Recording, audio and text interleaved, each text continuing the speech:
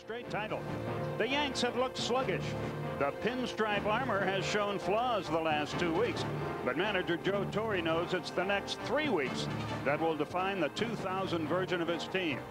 For the young Oakland A's, perhaps their moment in time is fast approaching. A spectacular month of September has put those outside the Bay Area on notice that this new generation of athletic can thrive on pressure and deliver when needed. You see, the A's also know a little bit about tradition. Tonight they step onto the postseason stage for the first time in 8 years. And what better premiere than to take on the Rocket? Series opener next.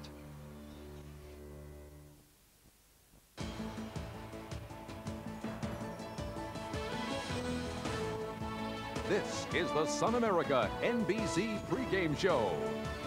The 2000 American League Division Series. Tonight, Game 1. The New York Yankees versus the Oakland Athletics. The weather couldn't be any better in Oakland, California. A crowd of 57,000 is pouring into the Coliseum to watch the Oakland A's and the New York Yankees get together. And as they do, we call in an old friend, the Hall of Famer, Joe Morgan. Joe, the Yankees ended the season in disaster, and Oakland had a great month of September. Does that matter at all now that the playoffs have started? Well, Skip, I go back to something that Rudy Tomjanovich, the gold medal winning NBA coach, said. He said, never underestimate the heart of a champion. And I think that applies to the Yankees. They are champions, and they know how to win. They have heart. They have experience. And they only need one game to turn it around. This is not a must-win for them, but they haven't played well, so they're going to have to pick it up. Down the stretch, they were 3-15, a high earned run average. They did not hit well. They did not score runs, but one game can turn it around for them. Meanwhile, you got Art Howe's Oakland team. I'll tell you what, they're young and happy to be here, and it doesn't seem to bother them at all. Well, I think the biggest thing they have going for them is that they have no fear. They enjoy this stage. They're just happy that they're going to have a chance to play for the World Championship. I don't think they're happy just to be here, but they want to win the championship. And they're led by Jason Giambi, a legitimate MVP candidate. A lot of people think he will win that award. This guy carried him in September. He hit 400. Hit a lot of home runs, drove in runs, and this ball club is very loose. When I talked to them before the game, they're just like they were on Sunday. This game is not going to change their attitude. Okay, Joe, let's switch down to our colleague on the field, Bob Wischusen. Bob. All right, guys, as you were just talking about, the Yankees in the past month have probably played the worst stretch of baseball they've ever played since Joe Torre took over as their manager 5 years ago. And yet Torre, calm, collected whenever he gets interviewed. When he talked to us, no exception. He told us in order to get back to the World Series again, he knows he has to count on the guys that brought him here, and that begins with his starting pitching. If I go and play Game 1 of this division series and we don't pitch well, I can't expect to win. So, you know, when I look at Clemens and he gets beat up and Hernandez gives up a 4-run inning, or Pettit, you know, can't close the deal, if I don't have confidence in those guys after looking at what they've done this year, then, you know, I shouldn't be in this job. Although Torre knows how Game 1 will be perceived one way or the other. If the Yankees win it, it will erase what happened the past month. If they lose it, it will be because of what happened the past month. Back upstairs to you guys. Okay, Bob, thank you very much. We'll be checking with you later. Gil Heredia on the mound for Oakland, and a guy is cinched for the Hall of Fame, Roger Clemens for the Yankees. Heredia, by the way, carries Roger's baseball card around with him. We'll return to Oakland after this message and a word from your local station. And especially in the outfield, in right field more so than any other part of the diamond. It's very difficult to find the fly balls in right field, but this is a pretty good defense. Not a lot of speed in the outfield, especially in right field and left field with Grieve and Stairs.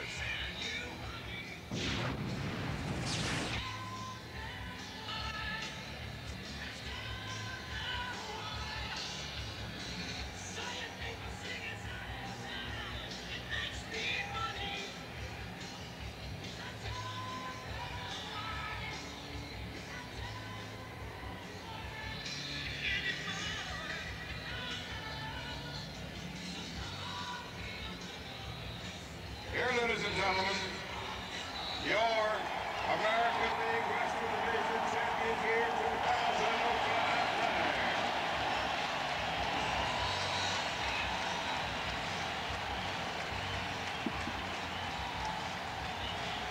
The Oakland A's have just taken the field here, and as they do, Joe Morgan, here's a look at the Oakland starting lineup. Any surprises? The Yankees starting lineup, I should say. Any surprises to you? Yeah, Chuck Knobloch, not that he's playing, but that he's the DH instead of playing second base. Because what happens there is with him DH, and that keeps Glenn Allen Hill and Jose Canseco on the bench, and they supply a lot of power to this ball club. Then we go to the Oakland defense, and it's 5 o'clock local time here just shortly thereafter. Tough to play this time of day, isn't it? And especially in the outfield, Skip, because in right field, the sun is right into the right fielder's eyes. And if you look at this outfield, the Oakland A's, not a lot of speed in left and right.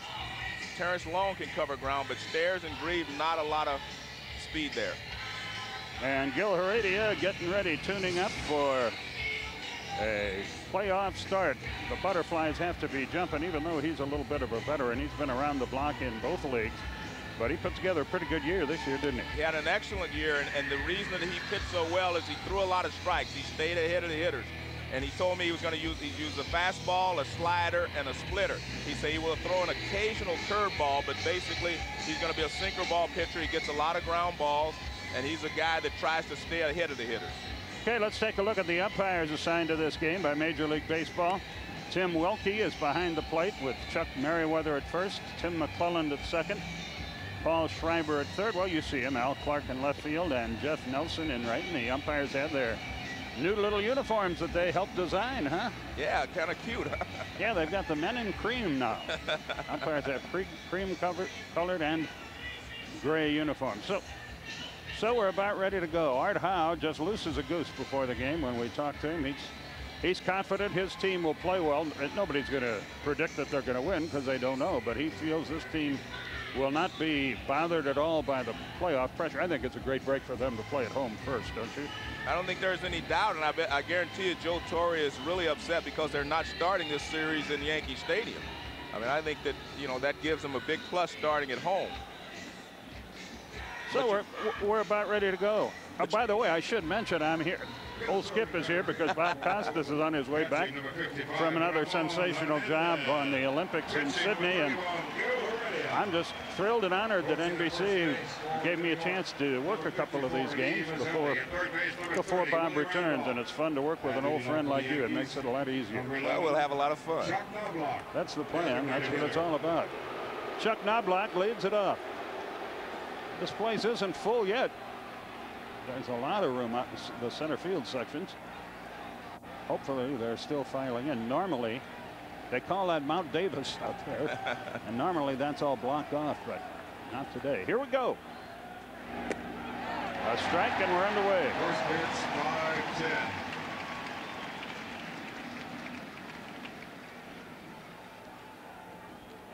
Knobloch hitting .283, 5 homers, 26 RBIs. He has a home run in his career against Heredia. And he lines a single to center, so that's how the game started. Whoops. He long kicked it into the left center field corner. Knobloch gets another base, and he's going to stop at second.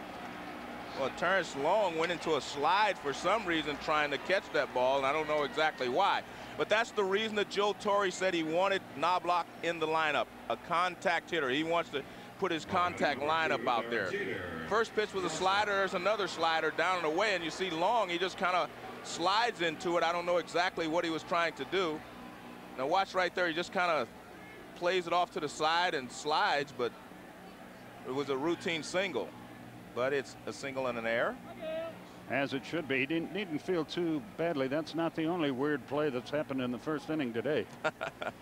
Here's Derek Jeter hitting .339, hit .339 for the year, I should say. 10 out of 21 against Heredia.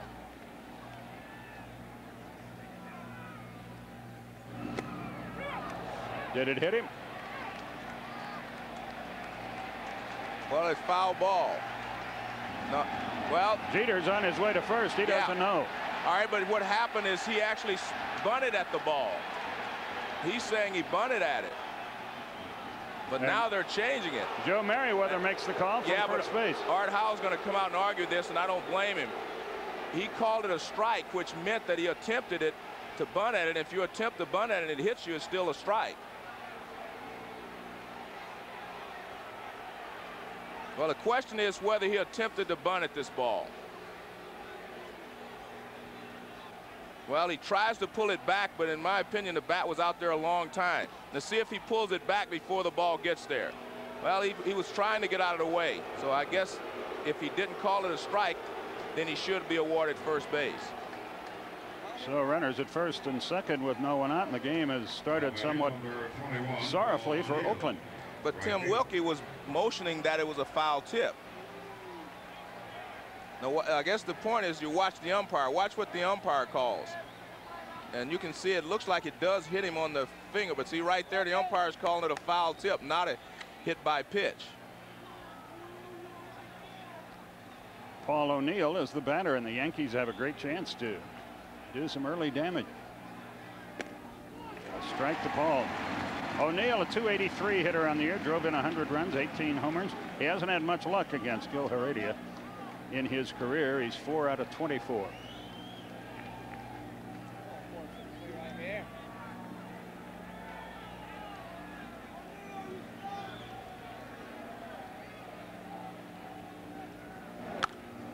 Double play ball, 6, 4, 3. Boy, there's a big play. Runner at third, 2 out. Just what the doctor ordered for Oakland. Well, Randy Velarde and Miguel Tejada has turned in one of the better double play combinations in all of baseball. This is a perfect 6 to 4 to 3. That's right in double play lane, they call it. And it's just playing catch. Tejada plays catch with Velarde, and he plays catch with Giambi at first base. Very easy. 6-4-3. Bernie Williams is the batter with a runner at third and 2 out. Bernie Williams will drive you crazy if you're an opponent. He takes forever at the plate. He's very. I'm not knocking him because it surely works for him. But it does work. It takes him a long time to get set. Maybe that's part of his game plan. Could be. He had another fine year.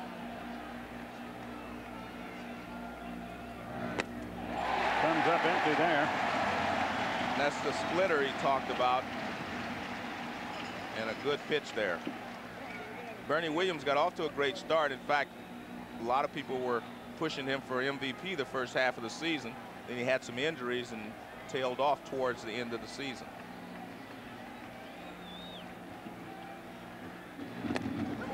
Right in there. And there you see what we're talking about in the outfield. They're shading their eyes. In fact, Terrence Long, there's a better view of it. Terrence Long shading his eyes, and he has the shades on. But I think it's more difficult for the right fielder than any other part here. Anything in the right center field.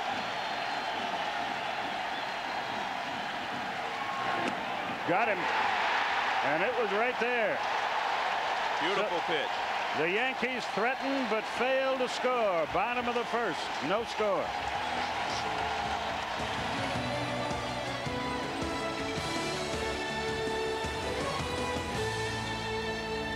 He makes everything happen for this ball club.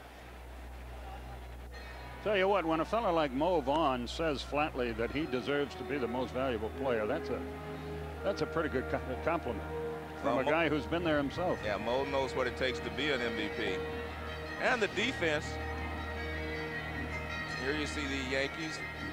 Williams in center field, a Gold Glove winner, but Justice and O'Neill both with injuries. Justice with the bad knee, O'Neill with the bad hip. So Bernie Williams has to cover a lot of ground out there in center field.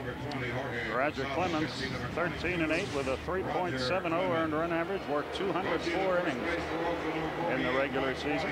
And he got there in a strange way, Skip. Of his first 14 starts, he was 4-6. His last 18, he was 9-2. So that's how he ended up 13-8. He actually pitched well down the stretch. Young Terrence Long will lead it off for, well, you shouldn't say young Terrence Long. You can say young about just about all these Oakland performers. Billy Bean, along with Art Howe, put together quite a murderer's row out here. And I think this was the missing ingredient for them this year. This is why they finished second last year. He was not on the ball club. There's a strike from Clemens, and the bottom of the first is underway. We're scoreless in Oakland. He added some speed to the top of the lineup, some defense in center field, and you see he's driven in 80 runs from the leadoff spot. Ground ball to short. Jeter throws him out, one away. And Randy Velarde, who used to be a Yankee, is the hitter. Velarde at 278. Now batting number 8. His Oakland team doesn't have much speed at all. They don't steal many bases. They sit back and wait for the bomb, as do many American League teams. This team even more so because they have trouble scoring on singles to the outfield from second base with a few of their base runners. So speed is not something that they consider an asset. There's a strike from Clemens. 0-1. That was important there because that pitch was at the top of the strike zone, and I believe that if you give the power pitchers like Roger Clemens the top of the strike zone that they deserve, then it really helps them.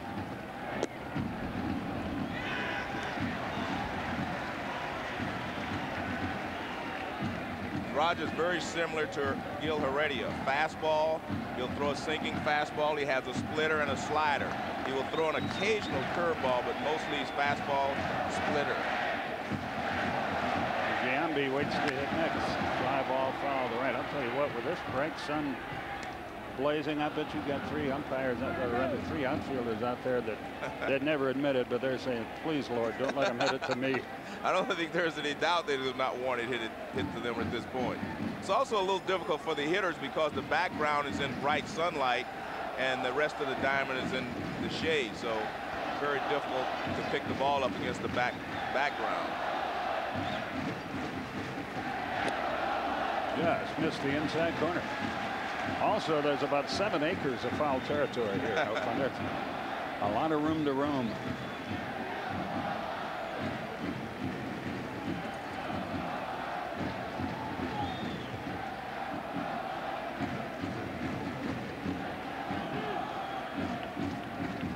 Clemens waits patiently as Velarde steps out for a moment.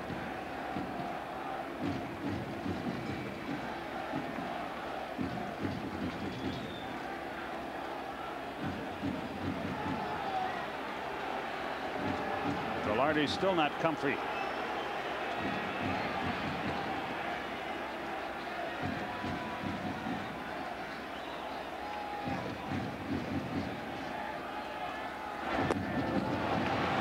After all that, he swings and misses. And that's the good splitter that Roger Clemens uses to get a lot of his strikeouts now. He used to overpower you upstairs, but this is a good splitter right down, and just you see the movement. The bottom falls out of it, and we saw Heredia. They both have excellent splitters. Jason Giambi, 333, 43 homers, 137 RBI. He's 11 out of 37 in his career against Clemens.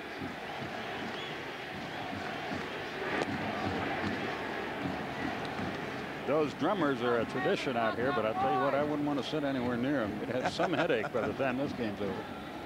The A's, they're the official mascot of the Oakland A's. They've given them free tickets to all the playoffs. That's not a bad deal. Yeah, as long as they hang around, they feel like they were part of their success down the stretch. They help the fans get excited, and they help the team down the stretch. 2 out, nobody aboard.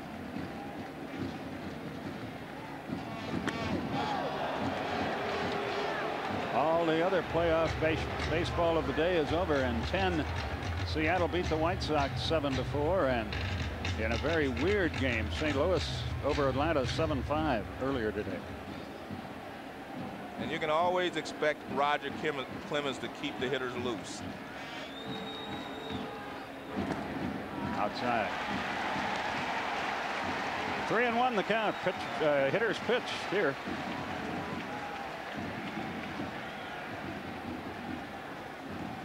That's how that game ended.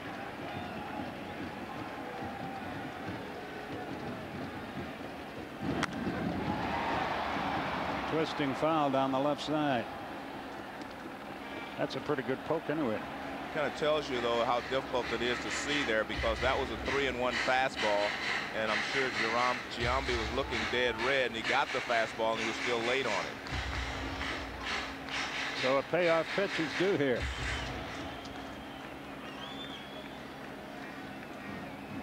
That's putting together a great year.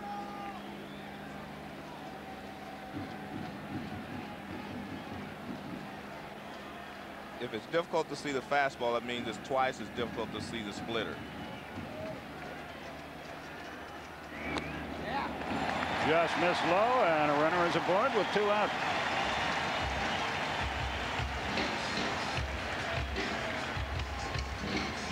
I'm a little surprised that Jason took this pitch. He's a good low ball hitter, and it's not very much out of the strike zone as it passes the plate. Now batting number 14, Ben Green. And if you're Art Howe, you want him to swing the bat as much as he can in this series. Ben Grieve is the batter, a .279 hitter on the year, but with 27 homers, 104 RBI. He's had good fortune against Clemens, 7 out of 21, a home run included.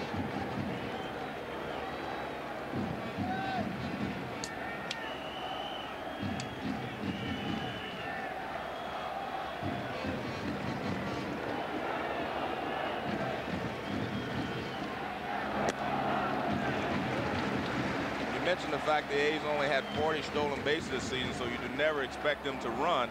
But Roger has the high leg kick, which would allow you to run if you were a team that could put some pressure on him. But the A's just do not play that type of baseball. Watch the high leg kick. Just missed. Posada held it there, but didn't get the call. And Roger asked home plate umpire Tim Wilkie, where was that? And you see Joe Torre say, let's go. And you can watch the catcher's glove, see if he actually moves it. Well, you can see him raise it up a little bit. He twists his wrist, so that means that he probably thought it was down a little bit. 3 balls and a strike, no doubt about that one. Clemens walked 84 this year, struck out 188.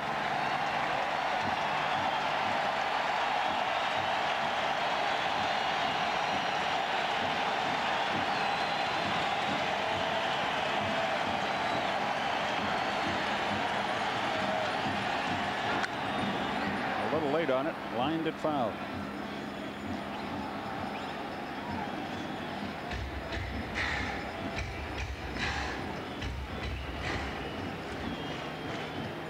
Like his team, Roger struggled late in the year. Well, he got hit in the thigh with a line drive, and it caused a bruise and a Charlie horse sort of, and he was pitching in pain for a couple of those starts. There goes the runner, payoff pitch. He walked him. So 2 out trouble for Clemens. He got the first 2 with ease, but then he walked a pair. And this is kind of the MO of the Oakland A's. They get a lot of walks and they hit home runs. They do not have a high batting average. They do not get a lot of base hits, but they do get base runners by taking a lot of pitches, and then someone hits the ball out of the ballpark. That's the way they play the game. Miguel Tejeda, the batter.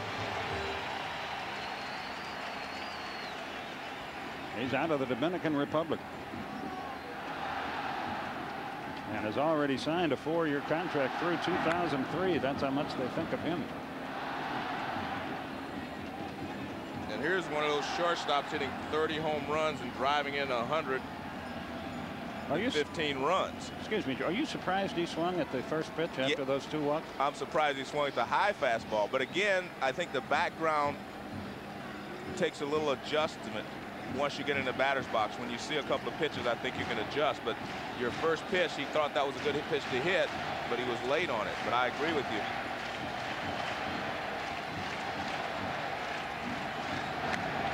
Popped up. Foul territory and playable. And the inning is over. No hits, no runs, no errors. 2 left. The end of an inning, no score.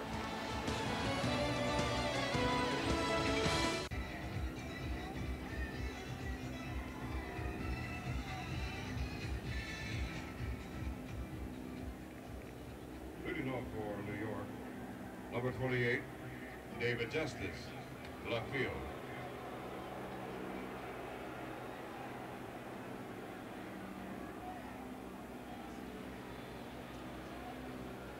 David Justice leads off the 2nd inning for New York. Boy, what a godsend he was to New York when they got him. They were talking about Sammy Sosa, and they wound up with Justice, who's come up very big for him. And that's no surprise. He's a money player. I think he was their most valuable player once he got there. He came over June 30th, and from that point he led them in home runs and RBIs. He had 20 home runs and 60 RBIs in that stretch.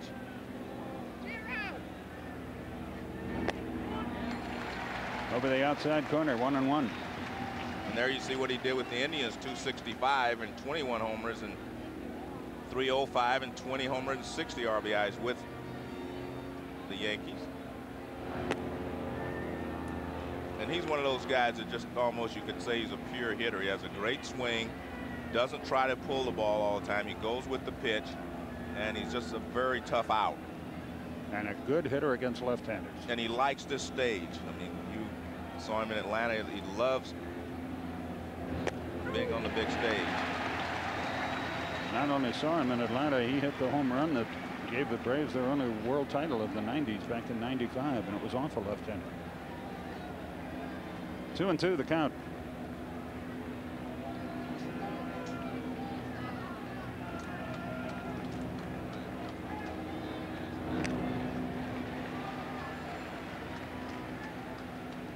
There he is. Look at this. He is passing Reggie Jackson by playing in his 78th postseason game. Reggie Jackson with 77. Yogi Berra, all of his, of course, were World Series games because they didn't have the playoffs when Yogi was around, and Pete Rose, of course. That's some pretty good company to be in. Yes.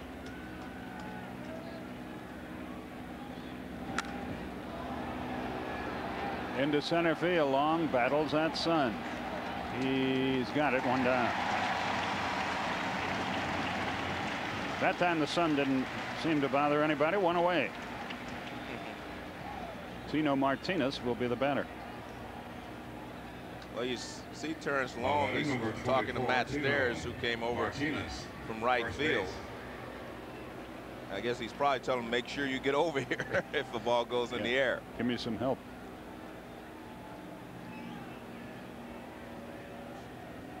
Martinez just 4 out of 20 against Gil Heredia in his career. An off year for him, 258, but he drove in 19 runs. How can that, I mean 91 runs, how can that be an off year? Ground ball to first, that'll be easy. 3 unassisted, 2 out. It's going to take these hitters a while, in my opinion, to adjust to these pitchers because of the background. And it's going to take them a couple of bats before they get used to this background. I really think this background helps Roger Clemens more than Heredia because Clemens throws harder. And the ball gets on you quicker because that background is pretty much in the sunshine. It's hard to pick up the baseball, and especially hard up to pick the spin of the ball. Jorge Posada, the batter, he is headed toward that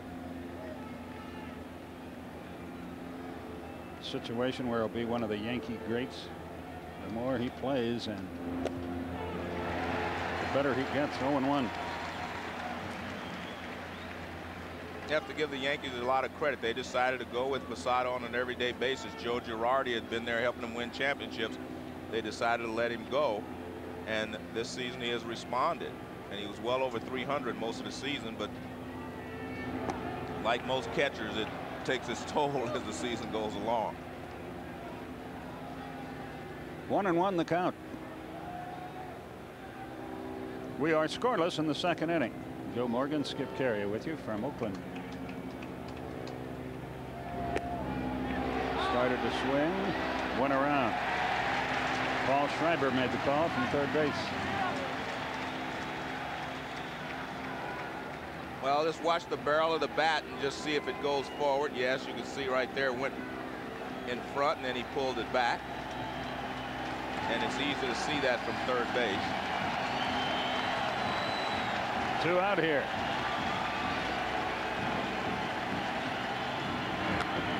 Off his thumbs, fouled it off, but stayed alive.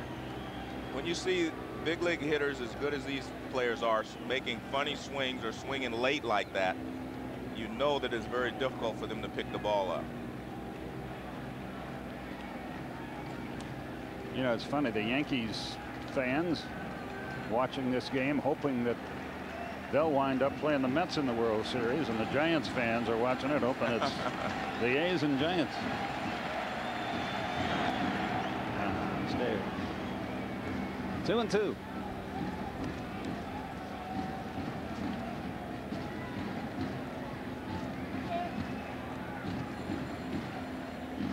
Heredia got a big double play ball from Paul O'Neill in the first with runners at first and second, no one out.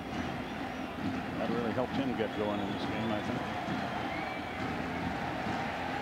And Clemens walked 2 in the first and then got out of it. Line off the glove of Giambi and into right field. Second hit for New York.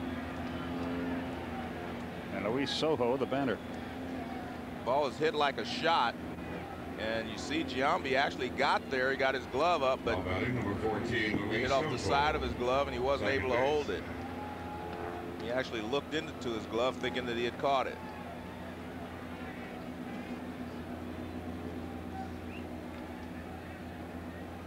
Sojo has 3 hits in 7 tries against Heredia in his regular season career.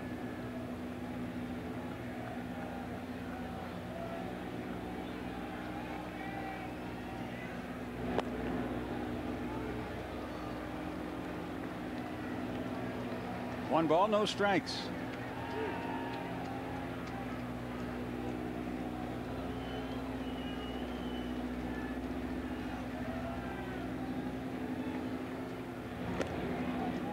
High with a breaking ball.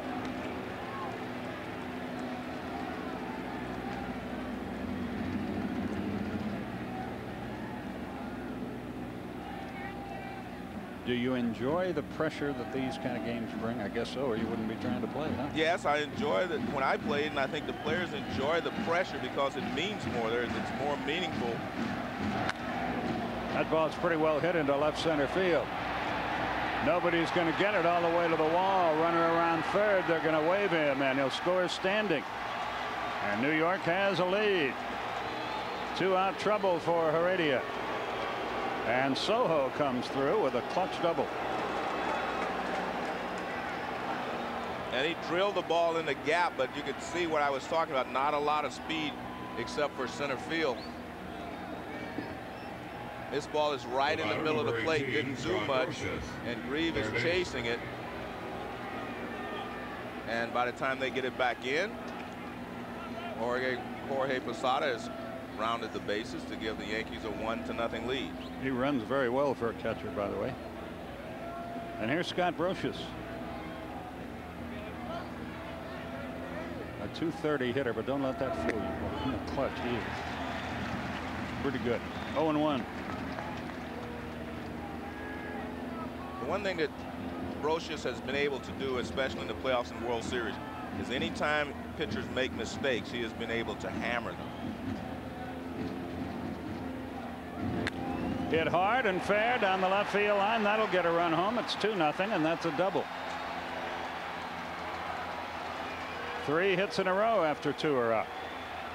And that's a mistake. He likes the ball in, and Heredia threw him a fastball in, and he pulls it down the line.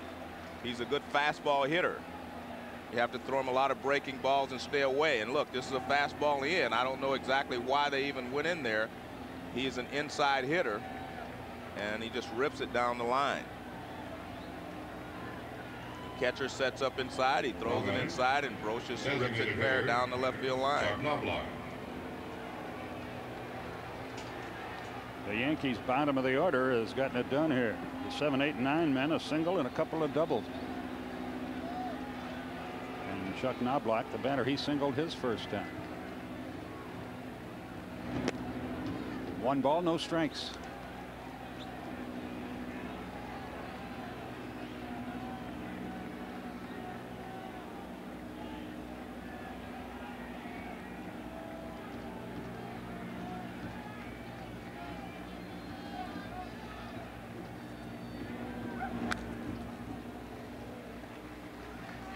A ball and a strike. The one thing about this Oakland team, they never stop playing. I mean, if you can get ahead, they always seem to find a way to come back. And one of the reasons is because they have a lot of power. They can hit the ball out of the ballpark.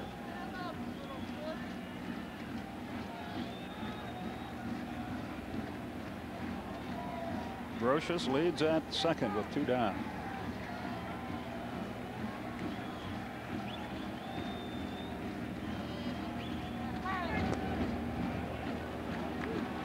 Little low. Derek Jeter would be next, so it would behoove the A's to get Knobloch.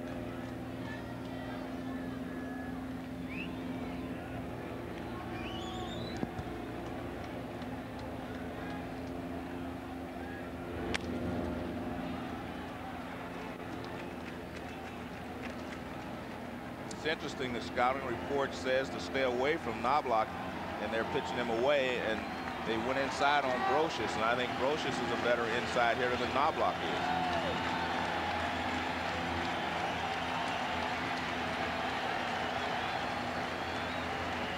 Crowd gets back with it a little bit. They had been silenced by the 3 straight hits.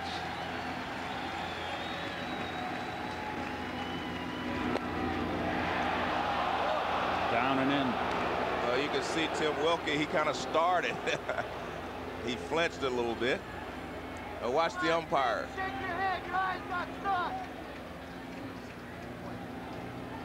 And he starts to call it a strike, and then he changes his mind.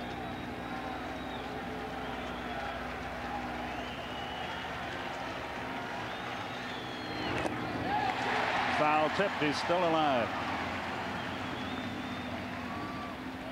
It's a good pitch there by Heredia, a splitter on 3 balls and 2 strikes. And Knobloch just barely gets the top of it. See all the sink on it right there at the home plate. The thing that a splitter does is sinks late. You can't see it until it gets halfway to the plate, and all of a sudden the bottom drops out. Another 3-2 pitch. Runner at second, 2 out.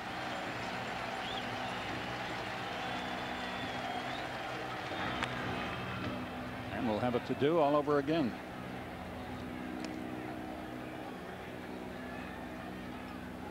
I wonder if the general manager of the A's, Billy Beane, has left the park yet. He got so nervous Sunday, he went to one of the beaches around here trying to get away from baseball during the game. He was so nervous, and everybody had their radio turned to A's baseball, so he had to come back to the park.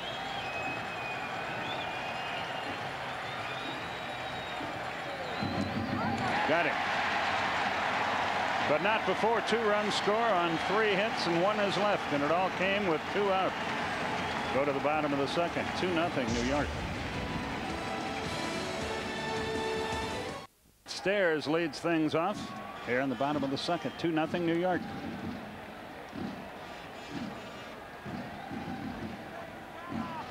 Stairs, a .277 hitter on the year. Former Montreal performer, takes low. 1 ball, no strikes. And he was having a horrible first half of the season, Skip, but he really hit well down the stretch. He had some key hits for them and drove in some runs, big runs against Seattle. He looks at a strike there. He has not had much luck against Roger Clemens, but he shouldn't feel badly about that. A lot of guys can make that statement. He's just 3 out of 24 against him. One thing with Matt, he's pretty much a free swinger, and he's not trying to hit a lot of singles. So what a guy like Clemens gets ahead of him, he can get him to chase pitches out of the strike zone.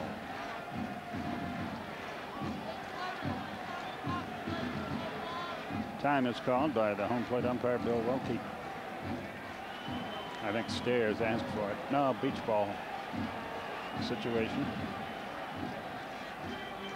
And a nice play by Bernie Williams. He comes up with the beach ball beautifully. I don't know what that other thing is up there, but he ignored it.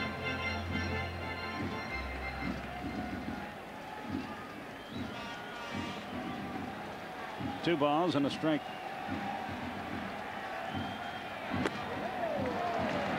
That'll get your attention. Well, Roger keeps your attention, and then that's good. I think a pitcher has to get the hitter's attention every once in a while, and Roger's very good at that.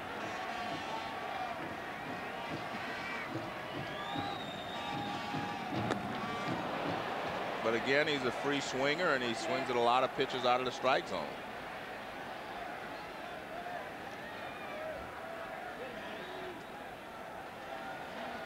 Payoff pitch. Popped him up, foul territory. Look at the room. BROSIUS with the catch. Coming up on NBC. NBC Wednesday, it's the most anticipated premiere of the season. The 2-hour season premiere of The West Wing, NBC Wednesday. Number 3. That's right here on NBC. Third base. Eric Tevis, the batter. A .277 hitter in the regular season. Drove in 86 runs. They got a lot of production out of their third baseman this year. Chavez hit 26 homers, 86 RBIs. Olmedo Saenz, who will start tomorrow against the left-hander, hit over 300, drove in 32 runs. So they got over 100 RBIs from that position. See that he has doubled his home run production, and his batting average has gone up. This is my first trip to this ballpark. I can't get over foul territory. Yeah, and especially in a place like California where the real estate is so high. Yeah, exactly. A lot of wasted space here, but this is one of those stadiums that was built for football and turned into a baseball stadium.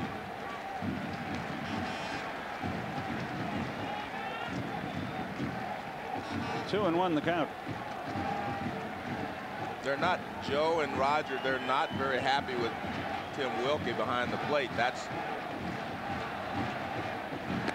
what you see from Roger, and you see that from Joe, and there's Roger peering in again. He thinks that that pitch was a good pitch, and he doesn't want to make any comments or do anything, because a few years ago Roger was kicked out of the ball game for arguing strikes here in a playoff game.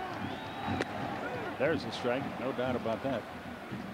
And a full count, the result. A lot of pitches being thrown by both pitchers early on in this game.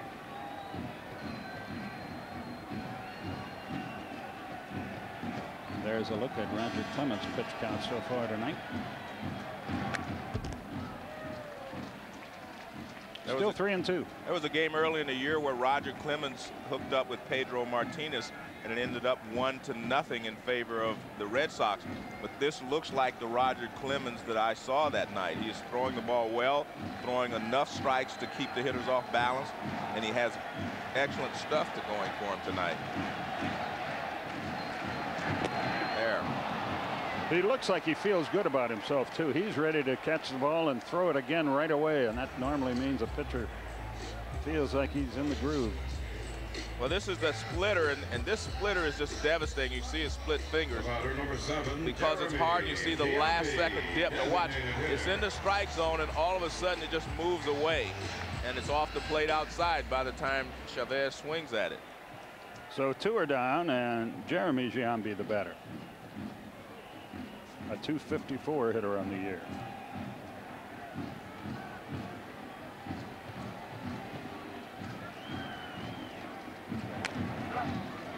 That's foul, past first, 0-1.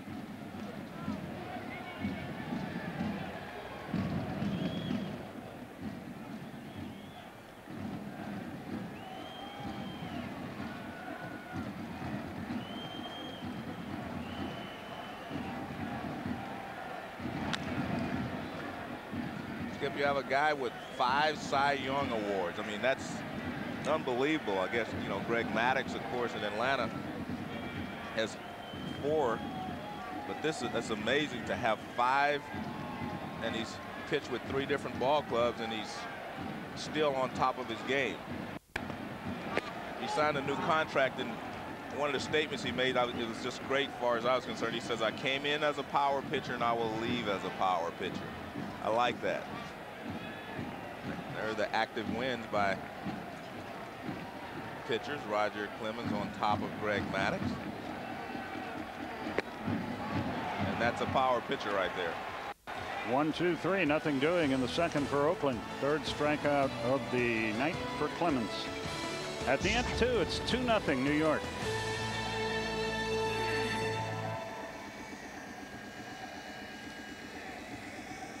To lead it off, and he's the subject of our Valvoline player profile.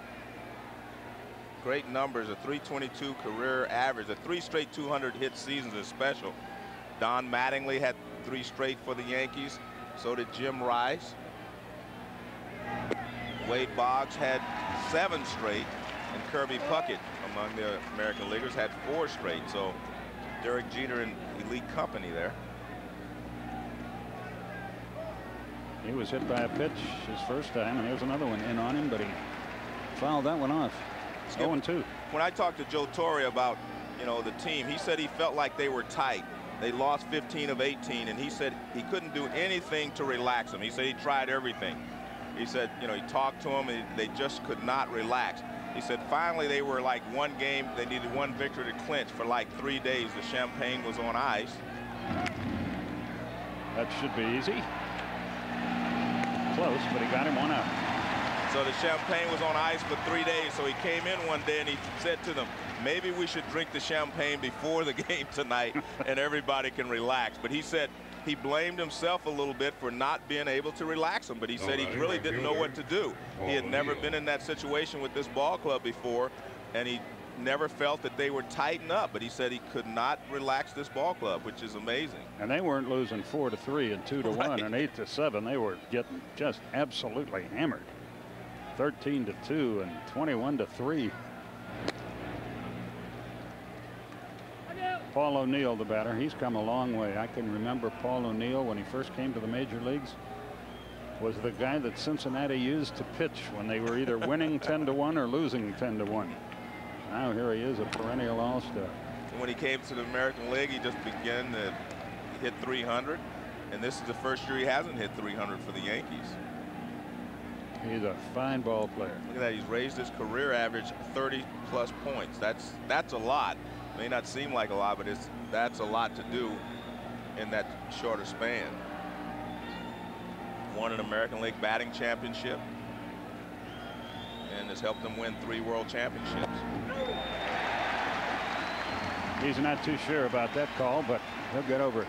By the way, we all want to wish Mel Stottlemyre well. Mel Stottlemyre Sr. looking in back in New York. Great guy and a big part of the Yankees' 3 out of 4 world championships. Everybody's thinking about you, Mel. You get well. Popped up into short center. The shortstop Tejeda is there. Oh. He snow-coned it, but he made the catch. You were talking about Mel Stottlemyre, Skip. A lot of people were wondering how they chose Roger Clemens to start instead of El Duque. El Duque started the first games last year. Well, Mel Stottlemyre, Joe Torre, they all talked about it on the phone on a conference call, and they all decided that Roger Clemens was the right guy. So Mel is still a part of the decision making for the Yankees at this point. So that's good. He knows these pitchers better than anyone. Bernie Williams, the batter, a strikeout victim on his initial trip to the plate. It seems to me that Heredia has relaxed a little bit, Skip, in that his splitter now is a little lower and getting a little more movement. A lot of times when you start a ball game, you're a little nervous, your adrenaline's flowing, you overthrow it. There's a little looping pop fly. It just does avoid Tejeda's glove. And a 2-out hit for Bernie Williams. Another good pitch. He didn't hit it hard, but he got it in the right spot. He gets jammed on this. He fights it off, and Tejeda goes back, tries to time his jump, but he hits off the thumb of the glove. The ball was curving back away from him. Anytime a left-hander hits the ball off the handle inside out like that, it will curve toward the left field line.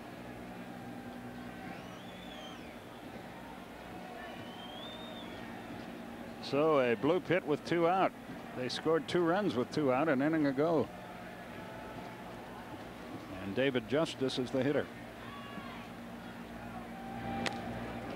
Into right field. Stairs is there, and the inning is over. 1 hit, no runs, no errors, 1 left. We go to the bottom half of the 3rd. The Yankees on top, 2-zip.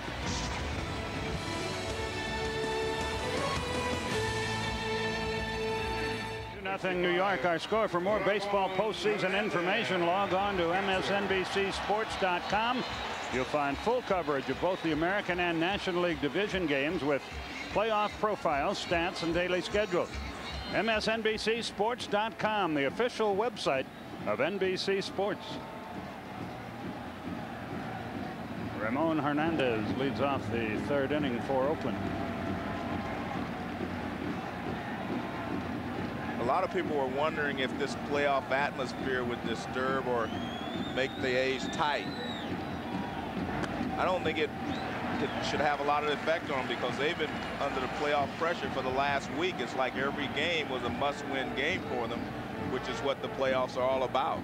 And they were able to win most of those games. I think they're relaxed, and I think they will play well today. That's foul back. But the real problem they have is that they're basically a team that tries to get walks and hit home runs. It's tougher to hit a lot of home runs off of good pitchers. Good pitchers can keep you in the ballpark. And when you keep them in the ballpark, they will struggle a little bit.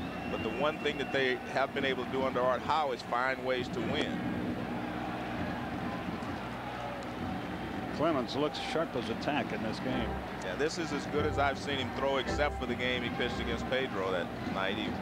He was in complete control. He had great movement on his fastball, great splitter, and his focus is very good out there tonight.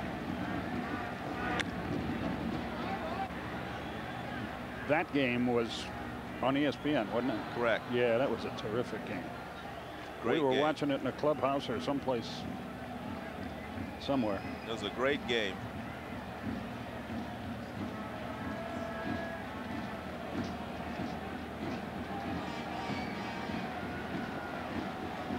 Pretty good turnaround for Clemens. The Yankees lead, but this Oakland team can score in a hurry. And that's the one thing they can do. If they fall behind 3-4 runs, they're not out of it. And when you fall behind 3 or 4 runs, you have to have power to be able to get back in the ball game, and they have that. There you see second in the American League, and this is not a home run hitter's ballpark. This is, especially in the evening, the ball doesn't carry as well here as most other ballparks. Fly ball into short left center field.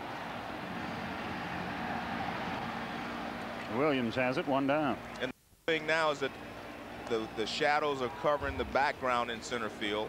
Still a little difficult because the lights haven't taken hold, but it's much easier for the outfielders now to track the fly balls down. Terrence Long grounded to short on his first trip. Now batting center fielder, Terrence Long.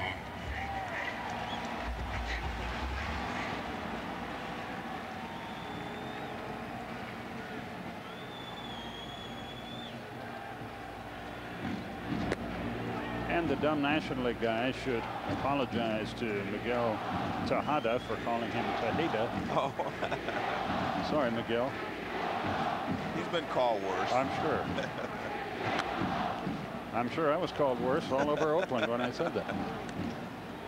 The A's also have 2 candidates for big time award. Jason Giambi for the most valuable player award and Terrence Long for the rookie of the year. I mean, they have 2 legitimate candidates for those 2 major awards. And of course Art Howe is going to be in the running for the manager of the year. High chopper. Nobody's covered. Now Clemens gets over there but can't come up with a throw.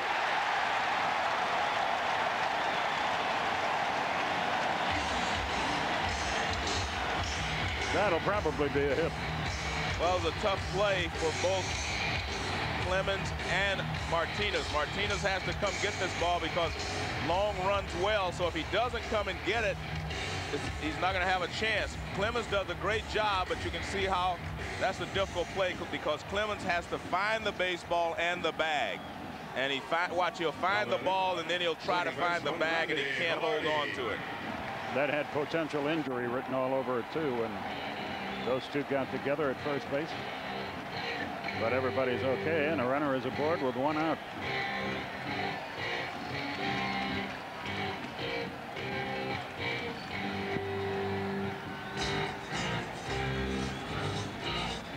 Randy Velarde, the batter.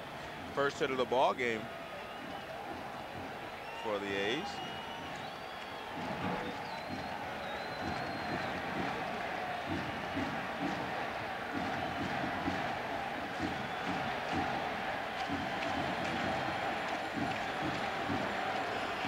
Clemens knows he's got the one guy who can run, who can really run on base. Ryan Washington with the signs. Terrence Long has stolen 5 bases. He has not been caught this year.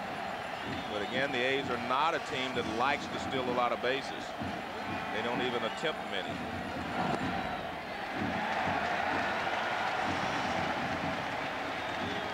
It's sort of interesting. Oakland seems to feel that the day of the good defense is, you know, playing for one run is sort of over. They go with Walker could get a hit here and a walk there and then hit a 3-run homer. It's interesting because it seems to work for them. That'll pop, that'll drop. And it's not the way you normally build a ball club, because they're not a great defensive ball club. They do not hit for a high average. They strike out a lot, but they basically try to get Jason Giambi up with men on base. And Ben Grieve also drove in 100 runs, and so did Tejada. So they do have some offense. They just have to figure a way to get it started. But again, good pitchers will normally keep you in the ballpark.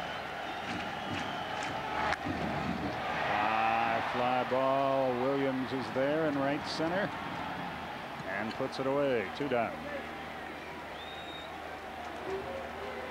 And here's Giambi. Just the man Joe was talking about. And he was unbelievable down the stretch. Every time they needed a hit, he seemed to be the guy in the batter's box, and he delivered most of the time because he hit 400, 13 home runs. And it was just amazing what he did down the stretch.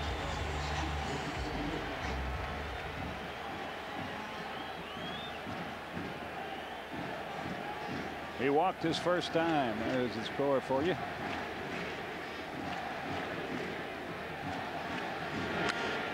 High fly ball, left field, pretty well hit, but not well enough. And the inning is over. We'll return to Oakland after this message and a word from your local station.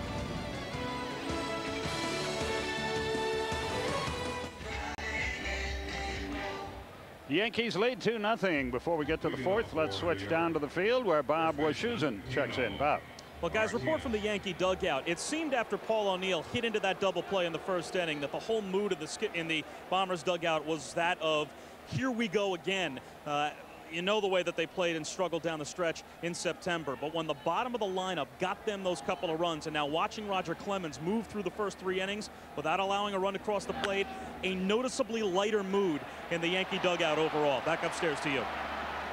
And their mood should be lighter still as Martinez reaches to start the 4th. Thanks, Bob. But I think the important thing for the Yankees, as Bob was talking about, is for them to feel confident about themselves. And here's Tino Martinez, who hasn't had a good year, but starts off the top of the 4th inning with a ground ball up the middle. Velarde cannot make the play, and it goes as a base hit. But again, I don't think they had to win this ball game, or they have to win. This is not a must-win, but I think they must play well enough so that they can convince themselves that they're back on track. Posada singled and scored his first time. Downstairs, 1 ball, no strikes. And I think you can see that the hitters are starting to pick up the ball a little bit better from the pitcher, and they're having better swings than they were having earlier.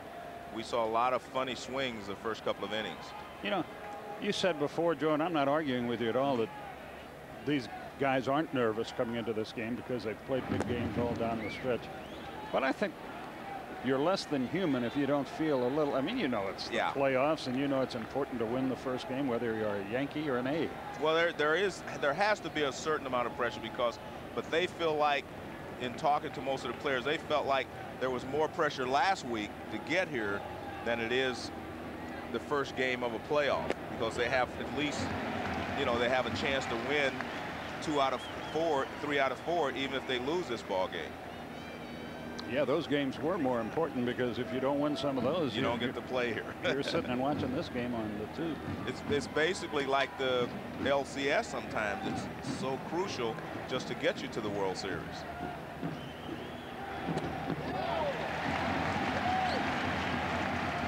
You know what Posada wants to know? He wants to know if that pitch was a strike. Well, it was, yes, because you swung at it. No, but I know that makes it a strike. But he wanted to know from Welke. Yeah, no, You're setting me up, aren't you? just having a little fun.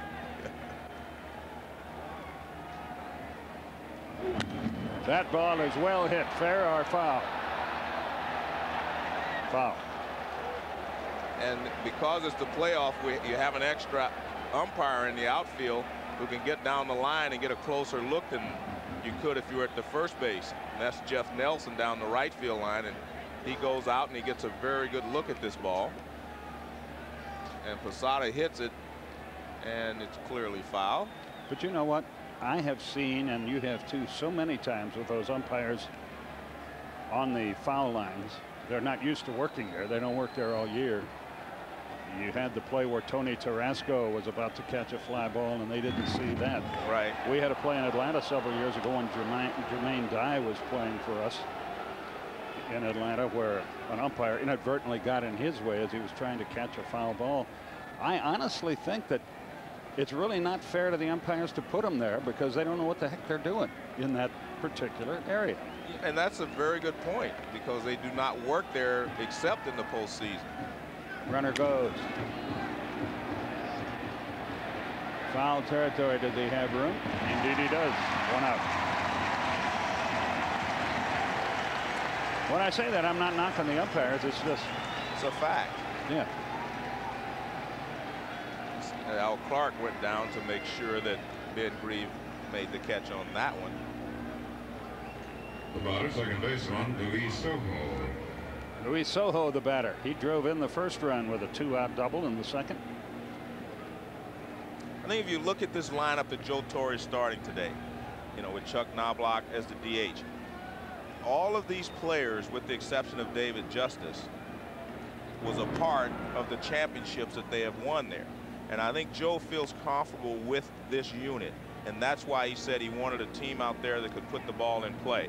And you take away Glenn Allen Hill, you take away Jose Canseco, but they were not part of the championship teams that they've had there, you know, the last 3 championship teams. The players who are starting today, in most places, were part of that team. David Justice, of course, been the exception, but David Justice, as I said before, I think was their most valuable player after he arrived there. And you feel comfortable with that group, and that's why Joe Torre basically started this lineup tonight.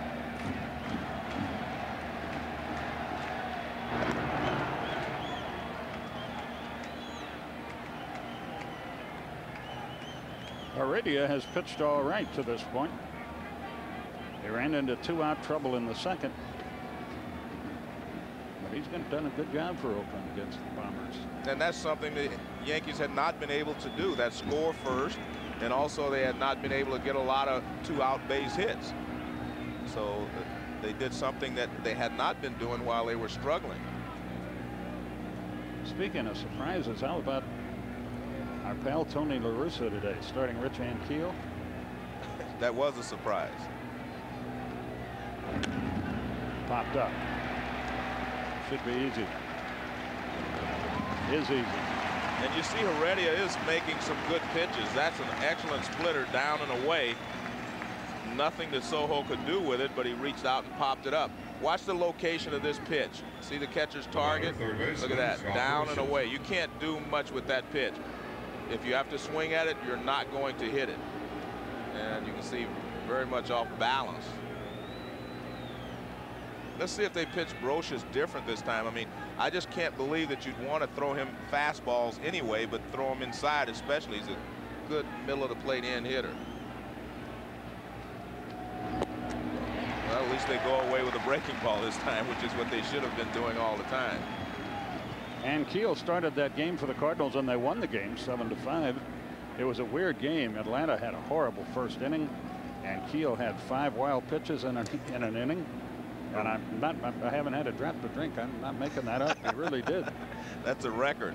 No one's ever had 5 wild pitches in an inning. But St. Louis won the game.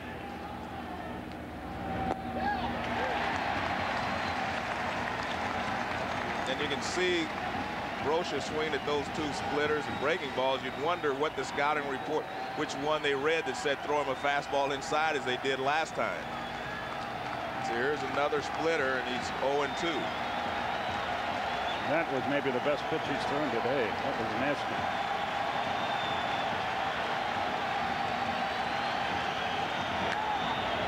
Well, there's that same scouting report. They come back inside again with a fastball, and he hits it hard. I don't understand it personally, but then again, I'm not a pitcher. Might have to put that scouting report where the sun doesn't shine. Yeah, I mean, how can you? I mean, he hit a fastball that you pitched through inside for a double. Now he swings and misses two splitters, and you throw him another fastball inside, and he hits that one hard.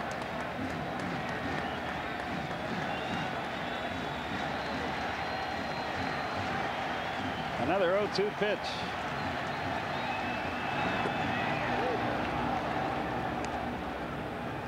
Chuck Knobloch is on deck for New York.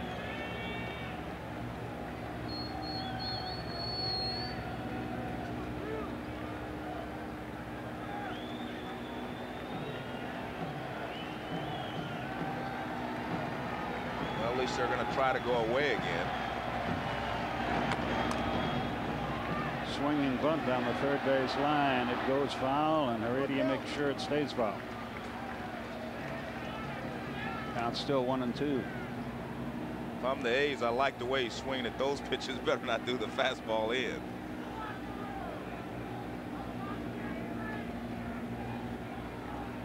And we get ready for the 1-2 pitch again.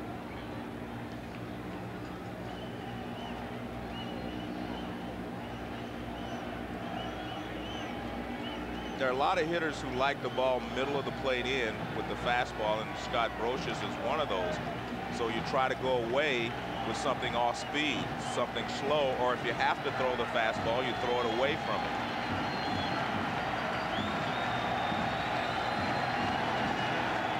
And now they're going to go away again. And it worked out pretty well for him. Only they did it one at bat too late. One hit, no runs, no errors, one left. Bottom of the fourth. 2-0 New York.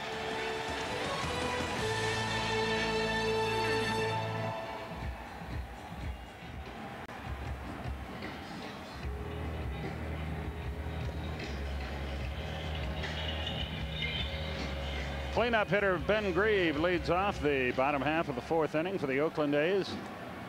You see the score, not much of it.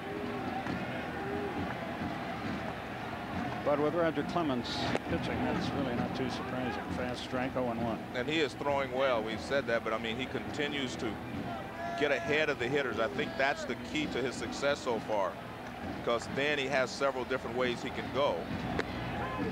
He can either come to keep him off balance with the fastball, or he can use the splitter to finish them off. And he's done a good job here, 0-2 to Ben Grieve. So he's throwing the ball very well.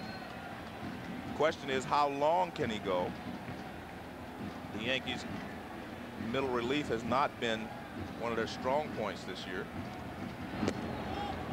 A little bit outside. They need someone to be able to get them the 7th and 8th to get to Mariano Rivera.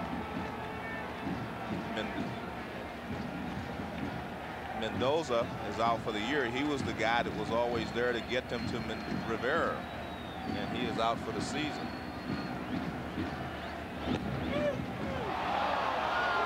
Boy, that appeared to be a break for New York. That may be the first time we get a big argument on a strike 3 call. That pitch seemed to move away, and Grieve thought it was outsides. And watch the target. Let's see. Here's the target. It's in the strike zone. See if he moves it out. And you can see he clearly moves the glove. I've always felt that it's very difficult for me to call balls and strikes up here, but the catcher calls them for me. If he doesn't move the glove, then that tells you the pitch was in the strike zone. If he does, well, that means it was out. Miguel Tejada, the batter.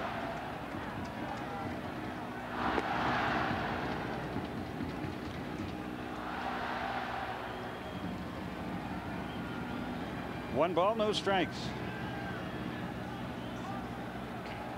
That foul out was to first by Tejada. And he hits the ball that way again. Not only is Roger throwing hard, but there must be a lot of late movement on his fastball. because even now that the bright sunlight behind on the background is gone, they're still late in hitters' counts. And when a hitter is late in a hitter's count, that tells you that the guy has a lot of movement, or his fastball is really getting there a lot quicker than it appears.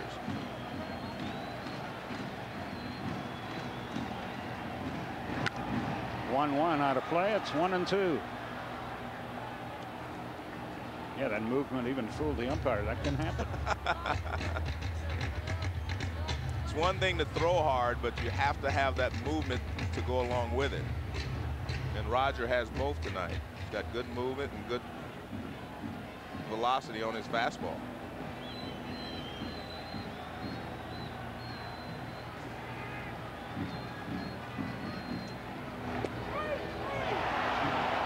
Over the inside corner. Now Tejada not too happy with Welke.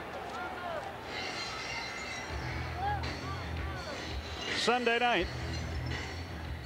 They call him the bowling alley lawyer. I'm actually going to try and stay away from that phrase. The critics rave it's TV's hottest new show. Ed premieres NBC Sunday. Right here on NBC. A bowling alley lawyer. I don't know about that. You have to check that show out. Yeah. 5 strikeouts, by the way, for Clemens. I mean, he's going to represent the pins or the ball.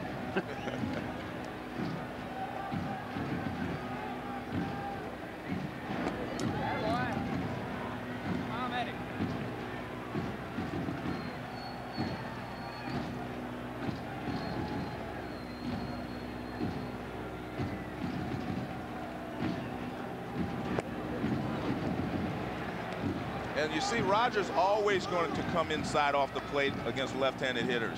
And I think that's smart. He's not throwing at anyone. He's just trying to keep them from leaning out to get that splitter that he throws toward the outside part of the plate.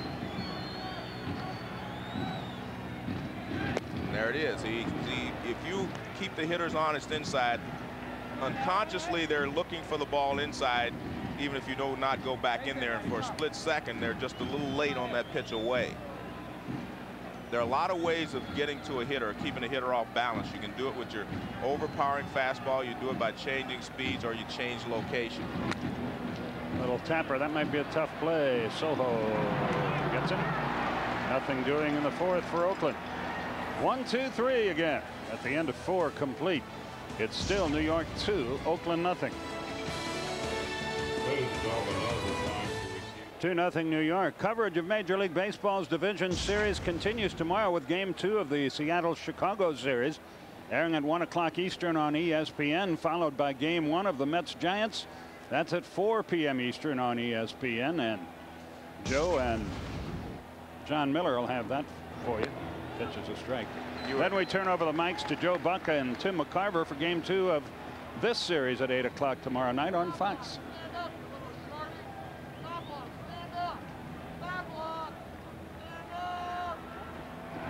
Knobloch pops it up. 1 out here in the 5th. This is a pitcher's duel, and not many people thought it would be. Well, I think a lot of it is because of the time of day we started. That really helped the pitchers in the beginning, because what happens is when you do not pick the ball up well, it's hard for a hitter to really stay focused and to stay in there and not pick up some bad habits. Derek Jeter, the batter. He's been hit by a pitch and he's grounded to short.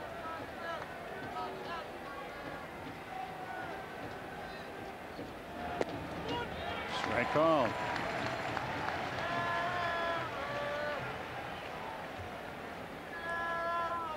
When Knobloch was out with an injury, Derek Jeter was the leadoff hitter, and he did a fabulous job.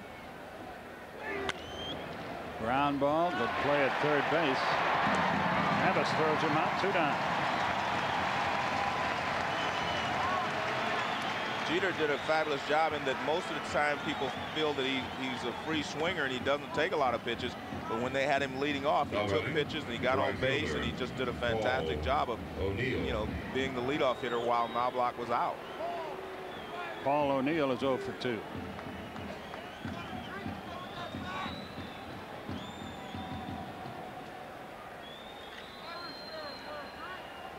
O'Neill's also the 4th Yankee to ever have 4 consecutive 100 RBI seasons in a row. 4 in a row. Nice running catch by Stairs, and the inning quickly comes to a close. We're at the halfway point of the ball game now. We've played 4½. New York 2, Oakland nothing.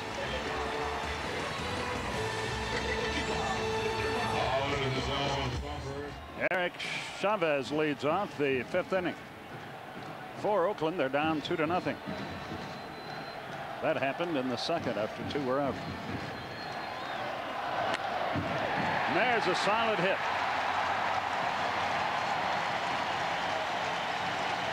Only the 2nd hit of the day for the A's.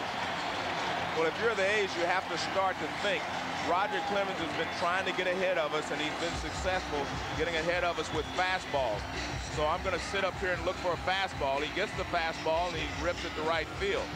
Because Roger has been staying ahead of the hitters by throwing a first pitch fastball strike. So if your hitter's the 2nd time around, you've watched this for 4 innings, you have to start to think, I'm going to be ready for the first pitch. You have to make Roger change his pattern that has been successful for him. You see the story on Jeremy Giambi.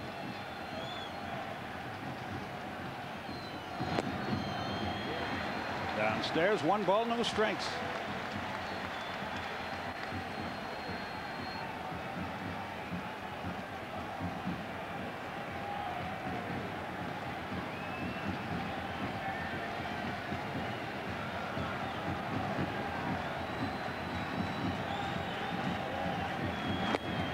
That's right through there. Outfield plays him straight away and very deep. The A's always a bloop and a blast away from tying this ball game, and that's basically their philosophy. Not quite the Earl Weaver theory on baseball, pitching, defense, and a 3-run homer, but close. Almost hit him. 2-1 the count. See, a lot of teams, when they're down 2-0, they get a count like this, 2 balls, 1 strike. They've been shut out. You try to put a runner in motion. You do something to change what Roger's been doing. And he's basically been around the plate. So this is a perfect 2-1 situation to hit and run, but that's not the way the A's play baseball. And you can't argue with it because they've been successful doing what they've been doing, playing the game their way.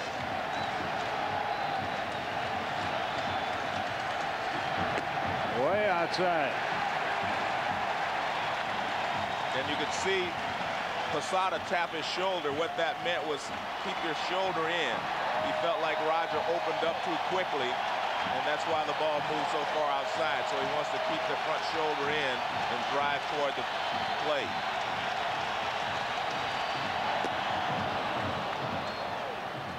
Full count. Now that tells you right there that he has a great fastball. 3 balls, 1 strike, fastball count, and he threw it right down the middle, and he couldn't catch up with it. 95 miles an hour. Let's take a look at the movement Roger has had today. This is Randy Velarde in the 1st inning. That's Eric Chavez in the 2nd. Jason Giambi, Ben Grieve, and Miguel Tejada. A lot of movement on his pitches tonight. 3-2 to Giambi. We'll do it again. And even there, they're not sending the runner.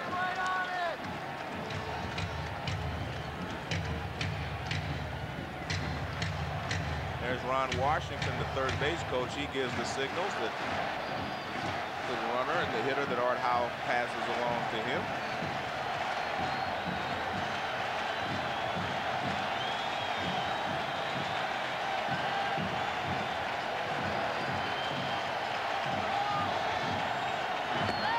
He walked him. So the tying runs are aboard with no one out. And this is a situation where a lot of ball clubs would bunt, try to get the tying runs into scoring position. And I think you may see a bunt here because you're also in a situation where you want to show Roger Clemens that you can score against him. You can't let him just continue to get you out inning by inning without scoring a run here or there. They need to make a dent in Roger to let him know that they can score. Even if it's one run, you just need to get on the board. And then I think they will loosen up a little bit more. This is by far Oakland's best chance. They got 2 runners on in the first, a couple of walks after 2 were out, and here they've got them on with nobody out.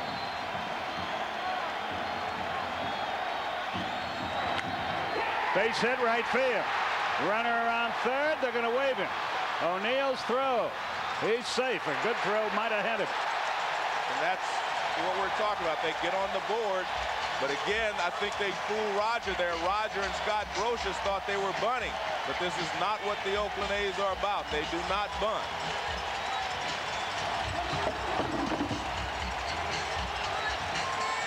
First pitch fastball, and that's what we're talking about. He's been throwing a lot of first pitch fastballs. Ramon Hernandez steps up, rips it to right field, and the throw is up the line. If the throw is near the plate, you see here the ball definitely beats him, but because it's so far up the line, Chavez is able to go around Posada and slide home safely. Terrence Long is 1 for 2. This has gotten the fans back in the ball game.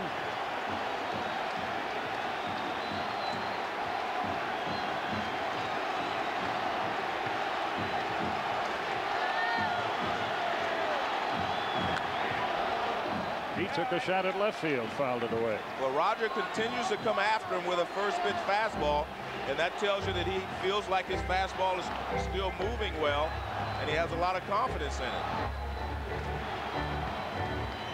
Still no one out here. Runners at first and second, and a run in. Joe Torre, Don Zimmer talk it over in the Yankee dugout.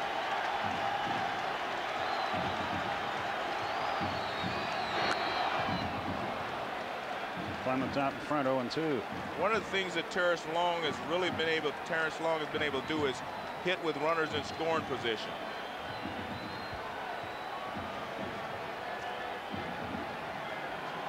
.373. There you see with runners in scoring position, he's done well since he's been here. He didn't start the season with the A's, but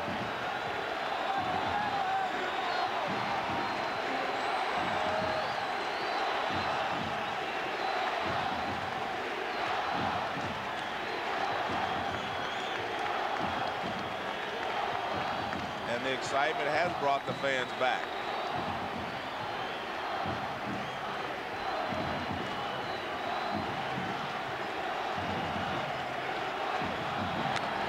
Little looping pop fly. That's going to drop foul.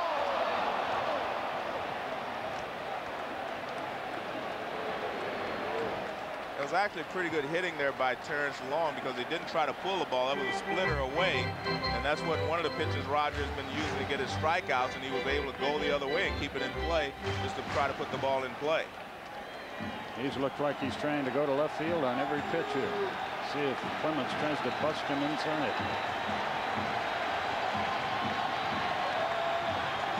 Nope. Again, toward the outside part of the plate. I think Roger's trying to get the strikeout. He's trying to throw his best splitter, and so far a couple of them have stayed up. Now watch, he wants this ball to really drop down. He starts it too high. That's the reason he was able to get a piece of it.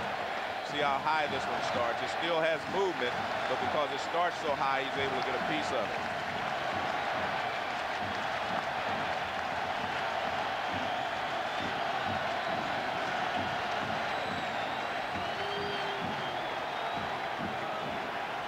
Long out of the box. Now he stands in.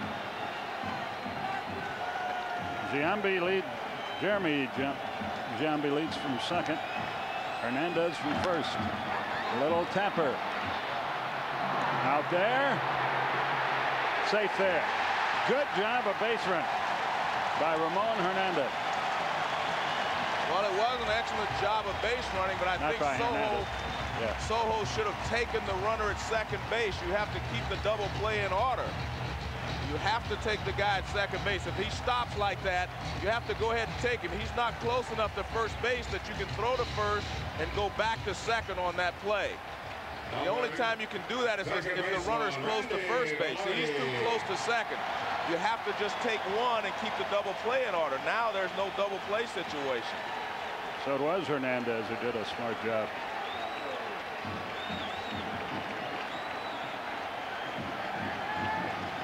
Velarde, the batter, infield back. They're willing to concede the tying run for an out.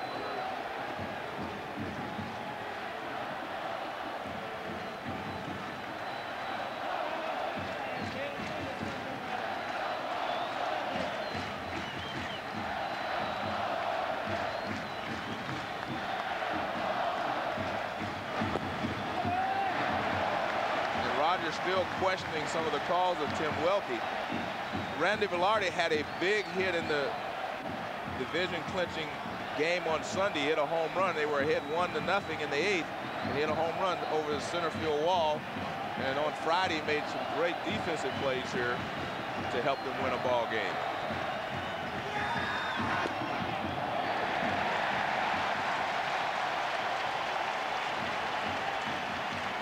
Two balls and a strike. I don't think you want to put Velarde on base and have Jason Giambi batting with the bases loaded. No, that would not probably be a good plan. No, not a good thought if you're a Yankee fan. If you're an A's fan, that's exactly what you're hoping for. Ground ball, base hit. One run is in. The other runner stops at third, tie game.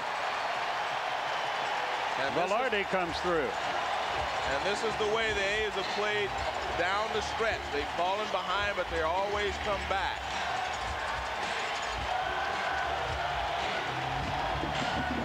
And another key base hit for Randy Velarde. Fastball in, and he gets enough of it to pull it past Brosius at third base. Brosius makes a dive. He can't come up with it, but in doing so, he makes Hernandez go back to second, and he's only able to go over to third base. And there you see Washington holding it, but that also gives Jason Giambi a chance with runners at first and third and one down. And Oakland with a chance to take the lead here. Jason has walked and flied to left.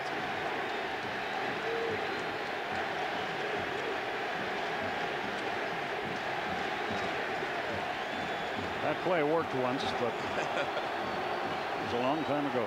You know, the real key hit in this inning was Ramon Hernandez, because they were in a situation where a lot of teams would bunt. But as I said, the Oakland A's do not bunt. And he got a base hit on the first pitch, and that really put this inning in motion. Clemens wants his catcher to start again. There's the A's attitude. That's what they have.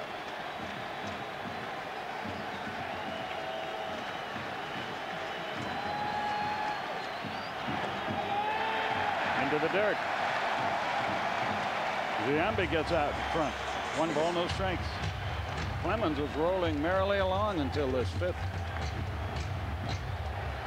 He has also thrown a lot of pitches. And even if he gets through this inning, how much longer will he be able to go?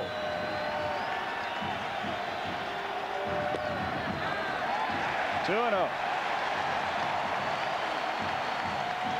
Van Grieve is next. You can see a little frustration in Roger in that he thinks a lot of these pitches should be called strikes, and they're not being called strikes. He thinks he's made a good pitch, and he's not getting the call. It gets by. Oakland leads, another runner in scoring position.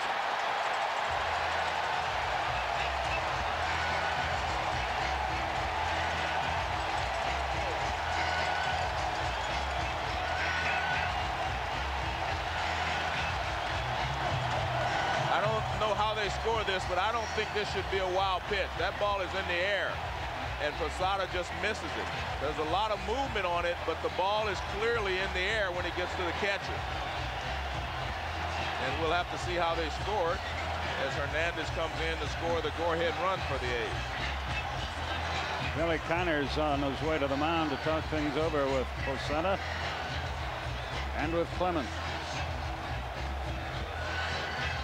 Bob Wischusen has a point. Bob. Well, guys, predictably, the mood on the Yankee bench has done a complete 180, stone-faced all across the board. No one giving a rah-rah speech. They obviously dejected, to say the least, at how the inning has turned out, as Giambi's now going to get the intentional walk. They absolutely thought earlier on Ramon Hernandez was going to bunt. They brought in Tino Martinez and Scott Brosius, as Joe alluded to, at the corners. But this is a terrible sacrifice bunting team, the A's. It's actually been dubbed a quote-unquote dirty little secret by the A's media. They just don't sacrifice, and the decision by Art Howe to not sacrifice with Ramon Hernandez has led to a big inning here for the A's. Back to you. Okay, Bob, thank you. Ben Grieve, the batter. They're at first and second. It's 3-2 Oakland. Well, they scored that as a wild pitch on Roger Clemens. I disagree. The one that allowed Hernandez to score, I thought it should have been a pass ball, but it really doesn't matter. And they get two out there, and the inning is over. But not before Oakland battles back to take the lead, and at the end of 5, the A's lead the Yankees 3-2.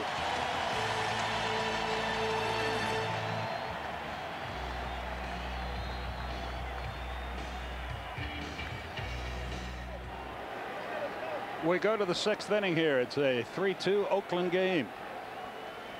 And Bernie Williams is going to lead things off, the cleanup man for the Yankees.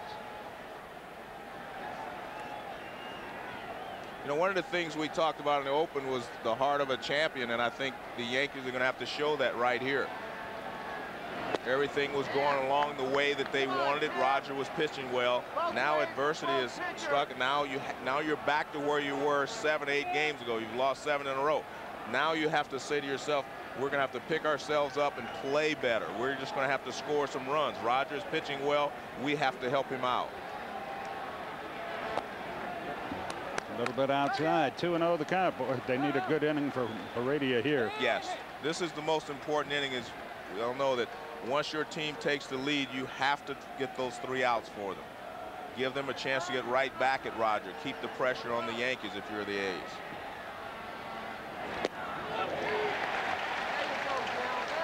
Two and one. We've been talking a lot about Roger Clemens, and that's easy to do. He's going to be a Hall of Famer. But this Heredia, very quietly, has done an outstanding job. He just made the couple of mistakes in the 2nd inning, and I say they're mistakes because I think it was the wrong choice of pitches. But he has pitched well. He's been in control. But you can't help but talk about Roger because he's a dominant kind of pitch. He dominates the opposition a little bit more than Heredia does. That ball's headed for the corner. Bernie can fly. He's on his way to second. Here's the throw. He's in there. And the tying run is aboard with no one out. And that's exactly what the Yankees needed. They needed to get off to a start here, try to bounce back. And that's the best way to do it. Lead off with an extra base hit. Fastball, and Bernie just rips it into the corner. I mean, this ball's hit like a shot down the line. Stairs plays it well, but Bernie Williams with his speed is in the second easily with a double. And now it'll be up to the rest of the Yankees to move him along. David Justice is the batter.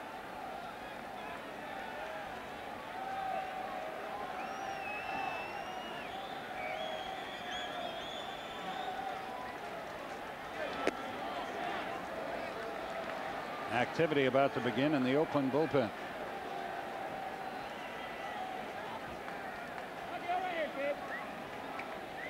Doug Jones, the veteran, heats up.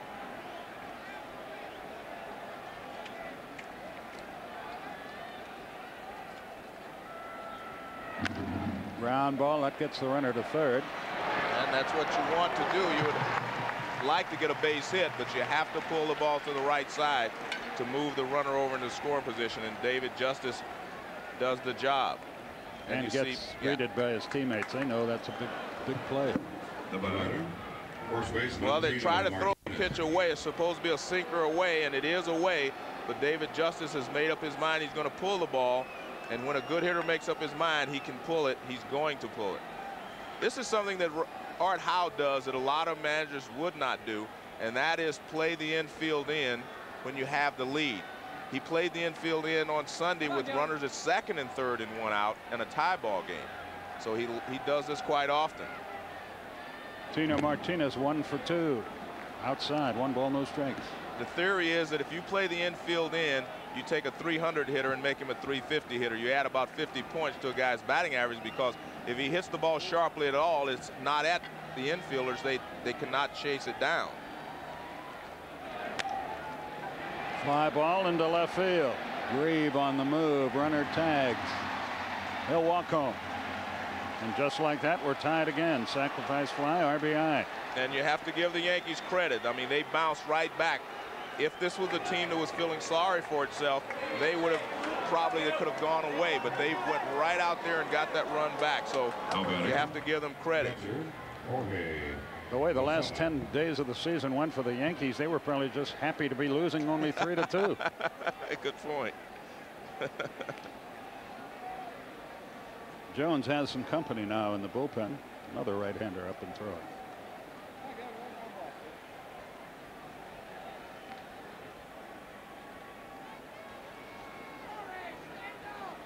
Posada the batter, and he takes a strike.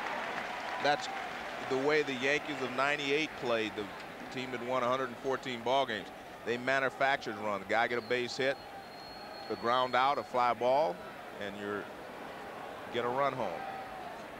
Jeff Tam has joined Jones in the bullpen.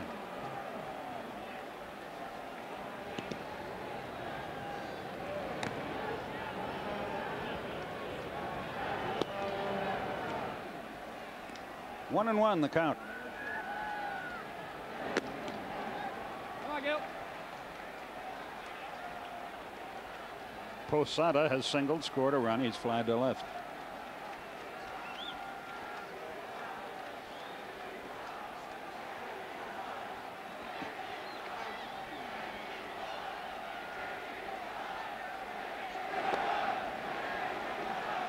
Heredia still has a relatively low pitch count. He's at 76 pitches with 2 outs here in the 6th inning.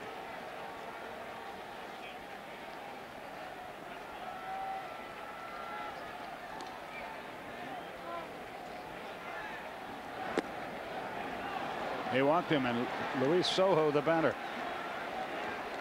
That was a similar situation to what Roger Clemens had in the bottom of the 5th inning, where he was in a situation with Jason Giambi at the plate, and he wasn't about to give in and let Giambi hit the ball out of the ballpark. So he tried to pitch around him, so to speak, and ended up throwing a wild pitch. Well, there was a 3-1 pitch there where Posada, who hits home runs, was in a situation he wasn't going to let him hit it out. He'd rather pitch to Sojo. Who doubled in a run back in that 2nd inning. All of a sudden, Heredia having a little trouble finding the strike zone, and that's the reason for this meeting. By the way, do you like the designated hitter? No. Not even a little bit. I shouldn't say that, but no, I think there was a time for it. I think there was a reason for it. When they brought it in, the American League attendance was down, and they wanted to show something different. I think it was great. I just think that baseball should be the same all over, and I don't think they will have it in the National League. Therefore, I think that eventually they will do away with the DH. But there are American League teams and fans who love it. So whatever the fans love, I think, is the key. That if they love it, then I think it has to stay. Canseco loves it. I mean, that's what he said. I mean, he's become a DH.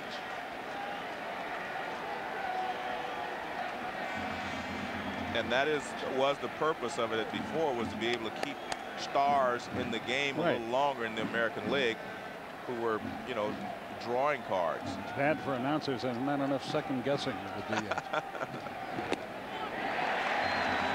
Strike right in there to Sojo. Well, managers will tell you they prefer managing in the National League because there's more to do as a manager. Pretty much in the American League, you put the lineup out there and let them play. Although I think Art Howe has made a lot of decisions down the stretch that have really helped this ball club. Fly ball into left center field. And that's that. But the game is tied. 1 hit, 1 run, no errors, 1 left. We go to the bottom half of the 6th inning. All tied 3-3.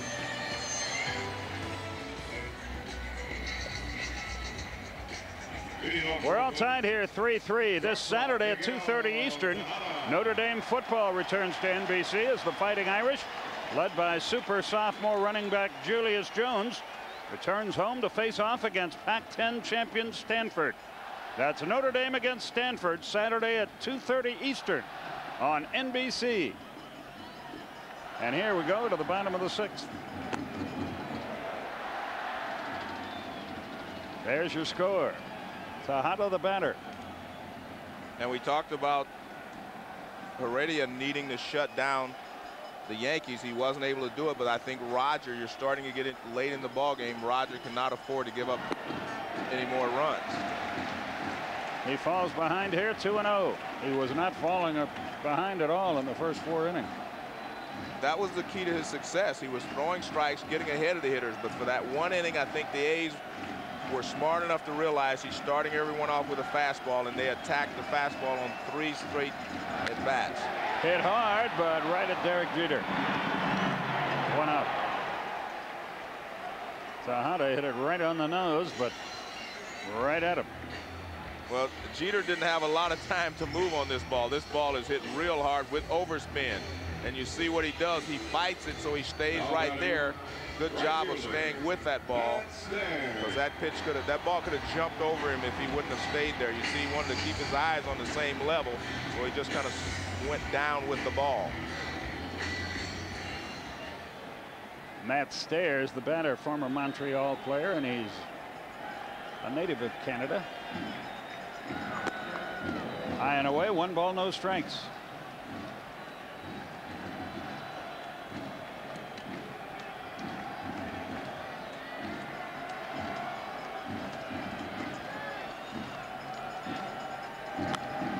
Pop foul back and out of play. In case you joined us late, in 10 innings, Seattle beat the White Sox in playoff action today, 7-4.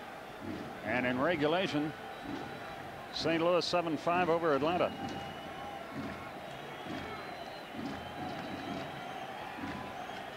One of the things I've noticed from watching the A's, Skip, is when they are in a tie ball game late in the game as they are, they all go for it. I mean, they're not trying to hit singles right now. They all let it all hang out, trying to hit the ball out of the ballpark. They're all trying to get good extension and drive the ball.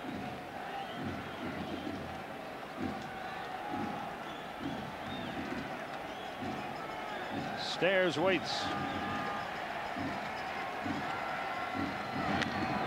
Ground ball.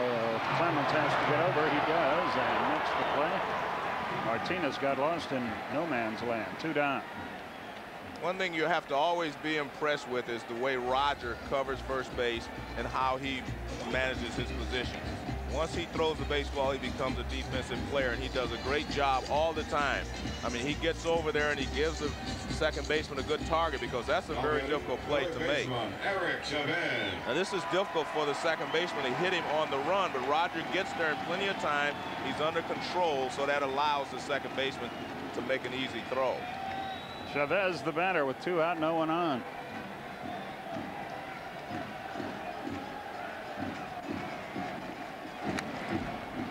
To the screen, 0-1. Everybody really bearing down on this playoff game, as they should, with the possible exception of the radio voice of the Yankees, John Sterling. His wife expects triplets in about a week. Oh, man. If that doesn't get your attention, brother. Fouled away.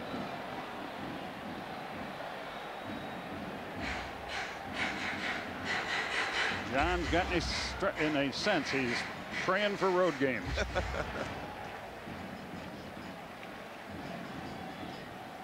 3-3 our score here.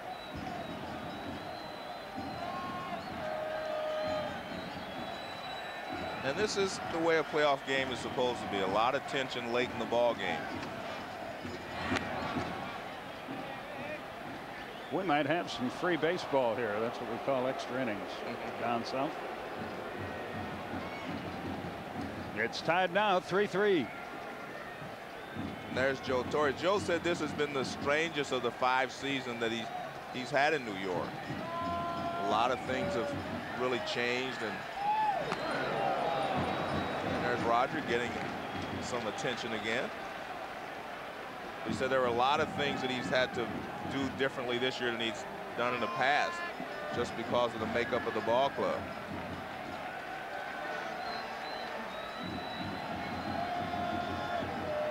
The 1-2 pitch. Line, base hit. This time it's Oakland with a 2-out single. Chavez is 2 out of 3, and Jeremy Giambi the batter. And one thing you see from the A's with 2 strikes, they do not cut down. I mean, he still takes that hard cut. He just goes the other way with it. They do not cut down on their swing with 2 strikes. A lot of times they'll strike out, but a lot of times they'll hit home runs with 2 strikes where other teams will be slapping the ball around. This is a very unique ball club. They really are, and they're fun to watch.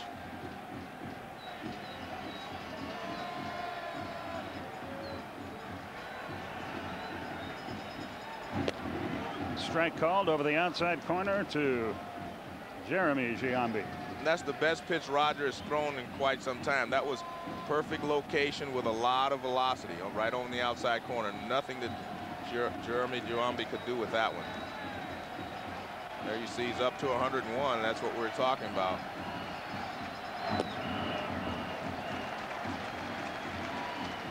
A ball and a strike.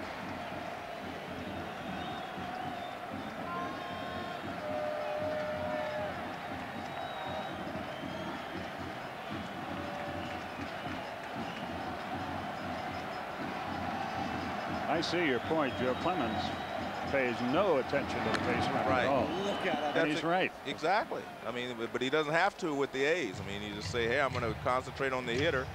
And anytime you allow the pitcher to give 100% concentration to the hitter, really it affects the way that a guy pitches to you. If he has to worry about the runner at first, give a little bit of his concentration there, that's some that he takes away from the hitter. But the A's just do not believe in it. And again, we can't complain because it works for them. Here they are. Look out. Pretty good brush back there. Well, Clemens again comes inside up under the hands, and Giambi barely gets out of the way, but Clemens does not want them to be able to lean out over the plate to get his splitter. So you have to come off the plate inside every once in a while. 2-2, a runner at first, 2 out. 3-3 our score.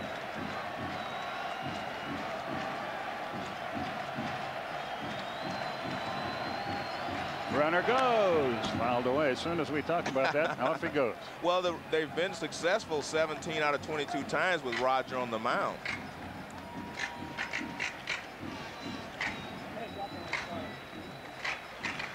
So it's not a big risk to take off with Roger pitching, because the better the pitcher, the better the rhythm. The better the rhythm, the easier it is to steal.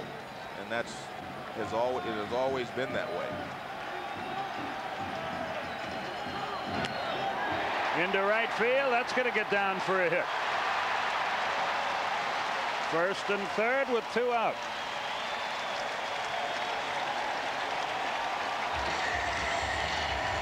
And Ramon Hernandez, the batter.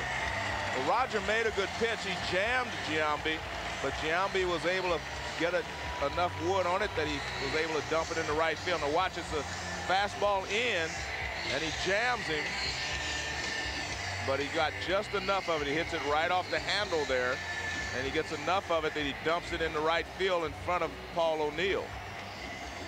And Chavez goes around the third, and O'Neill throws behind Giambi. So we got 2 on, and we got 2 out. Hernandez has flied to center, and he's singled home a run. He's also scored 1. Oakland got 3 in the 5th, and they threaten here now with 2 out in the 6th.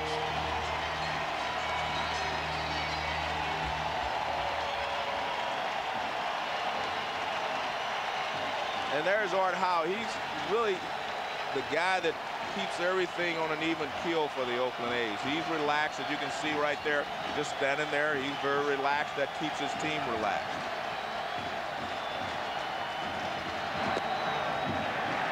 A little bit inside. 1 ball, no strikes.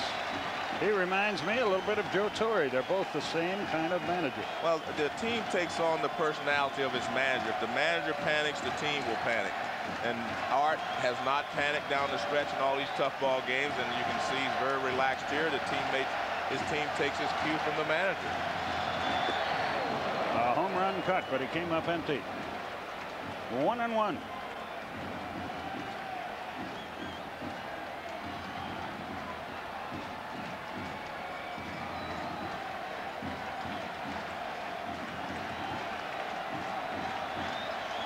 Chavez at third, Giambi at first. Rogers starts the old fake to third, throw to first. It worked in 1917, I think. No, I saw Barry Bonds get caught on that a few years ago. San Diego. Into the dirt. A good play by Posada to save that runner from third. That was an excellent play there by Posada. This is not an easy pitch to block. And watch, it hits way out in front. And he's just able to get the tip of his glove on it as he was sliding over. See, it's easy to block them if they're close to you, but that ball's way out in front of the plate. You really do not know whether it's going to skid or bounce. He was fortunate enough that he got enough glove on it to stop it. 2-1.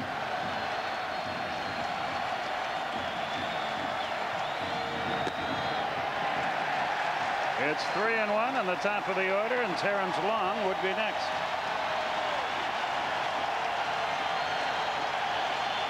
Well, Roger comes inside with a fastball. He got him to chase this pitch for the first strike up and in, but he did not swing at that one.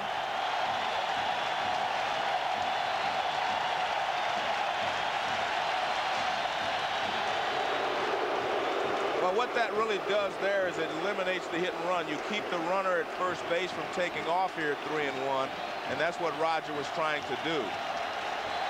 See, because you're not sure that he's going to the plate, so you can't break on his first movement. Line down the right field line. Fair ball. One run is in. The other runners around third. They're going to wave him. The relay. The throw to the plate. He is out at the plate. But Oakland takes the lead. We'll return to Oakland after this message and a word from your local station.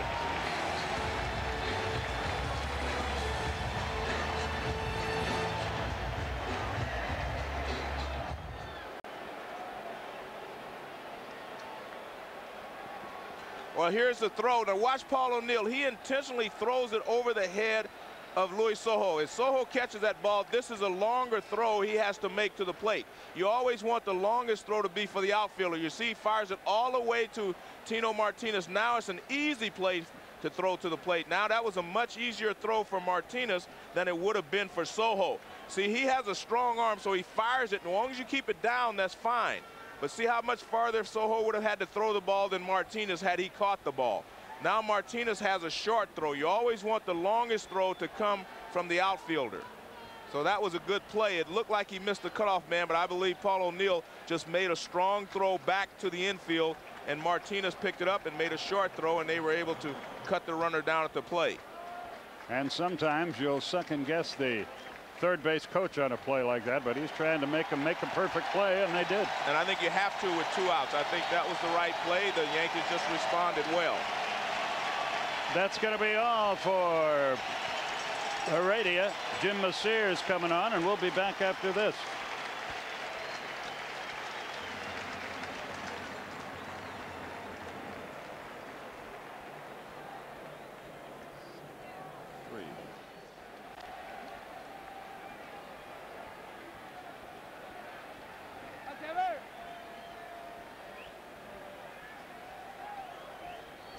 It's Jeff Tam pitching, and he deals outside. 1 ball, no strikes. This is his first playoff experience. He was 3-3 this year, 2.63 earned run average, 3 saves, worked 85 2/3 innings, worked in 72 games. He was a busy man. And this is another situation where the Yankees have to respond. And again, they can respond and still lose the ball game, but the point will be made that they're back on their game. Both bullpens are still busy. Messier for Oakland, Mike Stanton for New York. Good pitch there from Tam, because that's a tough pitch to make. 2-0 to BROSIUS, who is a good fastball hitter, and he was able to pinpoint the outside corner with the fastball.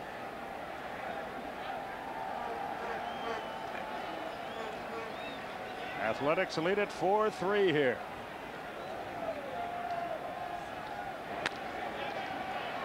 Past the mound. Good play. 1 out. Velarde, a fine play to his right. Nice play, nice pitch. Fastball away again. BROSIUS couldn't do much with it, but this is a tough hop. See, the ball's bounced. It actually goes off the glove of Tam, but watch the tough hop. He gets it right there on the short hop. Nice play. As an infielder, you want to catch the ball on the short hop when it first comes off the ground, or you want to catch it on the big hop. The toughest play to make is the in-between hop when it bounces and comes off the ground about 4 feet. Chuck Knobloch is 1 for 3, and he's the batter now.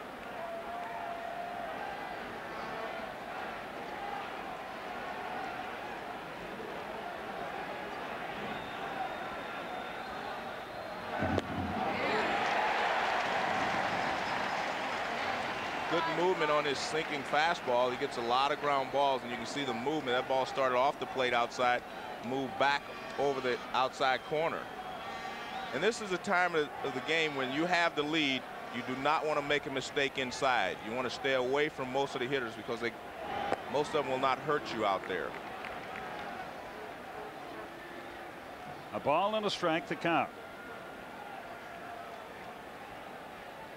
Aradia, by the way, went 6 innings, 7 hits, 3 runs, a walk, 3 strikeouts. He did just fine.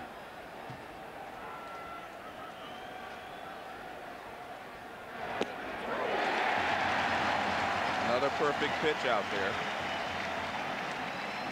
I mean, you can't throw a ball any better than this. Look at the target. Watch the catcher's target. Right there. Beautiful pitch. Broke back over that outside corner.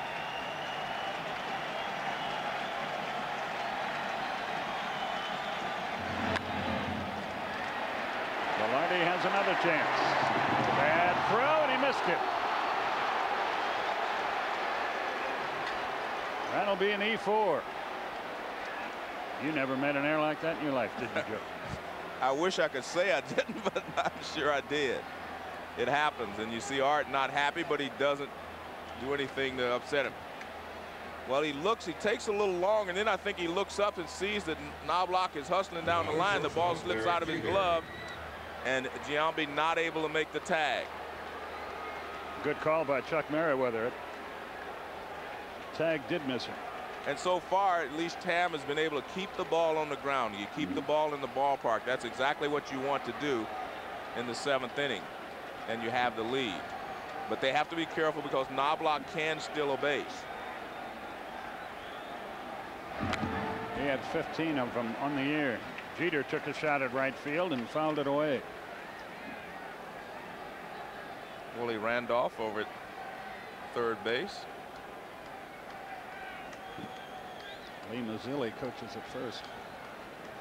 Mazzilli was a good base stealer. Willie was a good base stealer as well. They know how. They were both as players. It's Leo. Lee Mazzilli. I shouldn't say Leo. Lee.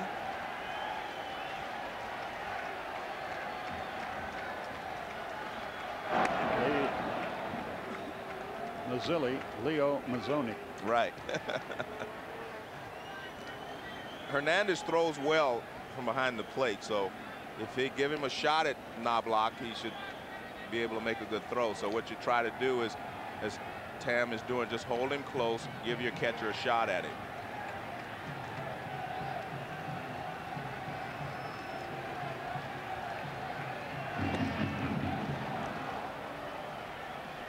Jeter there reminded you of Pete Rose, didn't he? The way he followed that ball into the catcher's glove. And I think that's a good thing to do. Just follow the ball all the way. That way you always keep your eyes on the ball.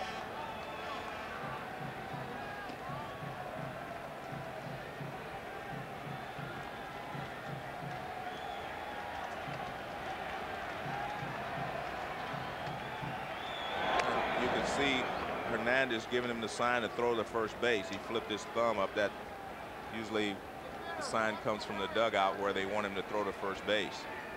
And Art Howe or another coach calls those pitches, calls a pitch out or for the throws to go to first base.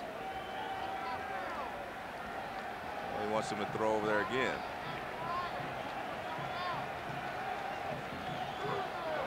He gets what he desires. But he wasn't running, or if he was. Well, a lot of times, there's a cat and mouse game. As a base stealer, you're on first base. A guy throws over there, you figure he's not going to throw again. So you try to take a few more liberties and get the jump.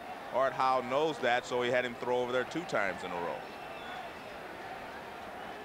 It's kind of like a pitch out. Once the guy pitches out, you say to yourself, he's not going to pitch out again. You're always thinking along those lines.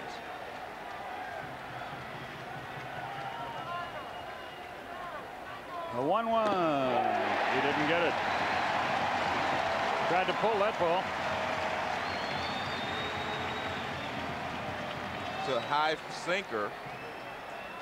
A lot of people think the high sinker is easier to hit because it doesn't sink as much, but there's still movement when it's that high. It's a lot easier to hit than the low one, but it's not impossible to hit.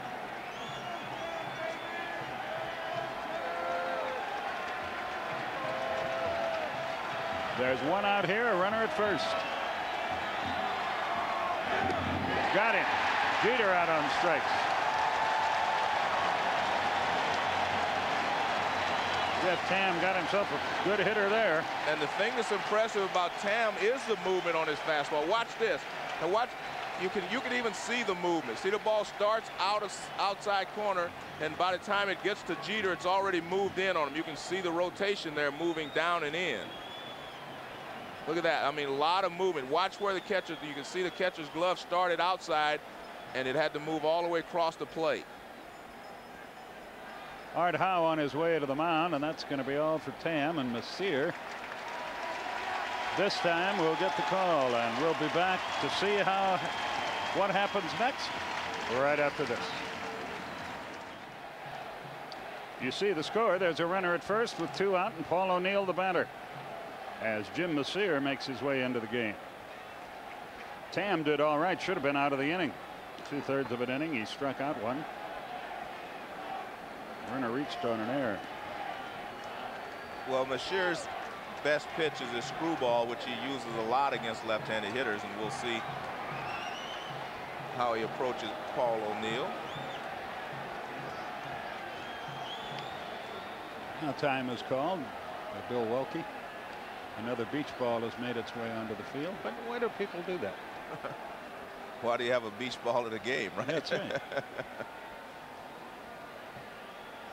Matt Stairs made a nice play on it. And he dunks it, as did Terrence Long.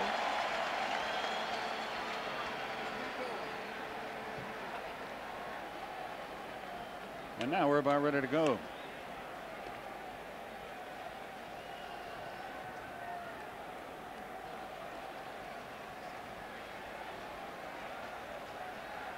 We're in the 7th, and we got a good one go.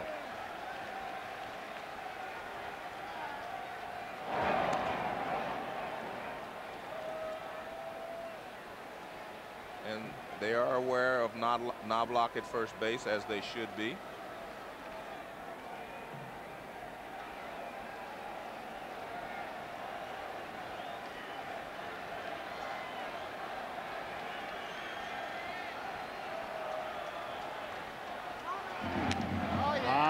Fly ball right field. 1 pitch from Messier, and the inning is over. No hits, no runs, an error, and a runner left. Bottom of the 7th. Still 4-3 Oakland.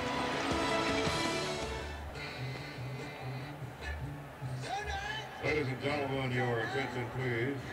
Now pitching for New York, number 29, Mike Stanton.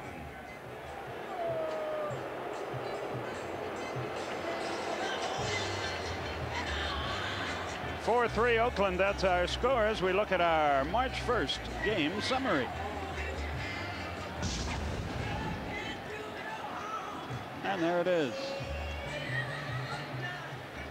Well, a 3-run 5th inning for Oakland. Center fielder, Hernandez has been the big hitter for the A's. He got 2 clutch base hits. And there's your March 1st game summary. Mike Stanton, the new pitcher for New York.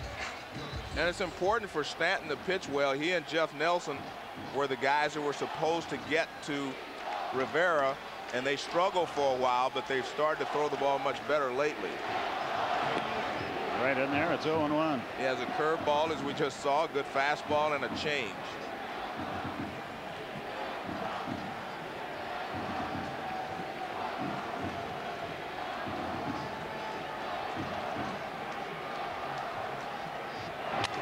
Broken bat, grounder to third. BROSIUS across the diamond, 1 away. So Stanton breaks a bat as he gets along. Here's Velarde. Well, if you're the A's, you're ahead 4-3. You have Jason Isringhausen as your closer, and you want to get to him, but you better try to get an insurance run here, because the Yankees are not going to go quietly. A little insurance can never hurt. Exactly.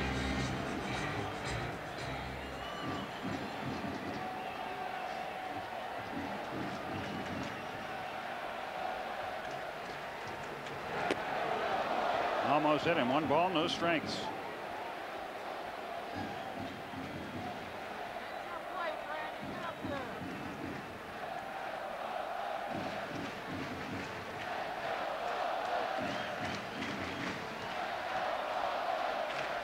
The 1-0 pitch. It's even now, 1-1. Looking back, you know, Roger Clemens was cruising along. He threw the ball really well, and he's averaged like 107 pitches this season per game, and he threw 111 in the ball game tonight. A little bit low. 2 balls, 1 strike.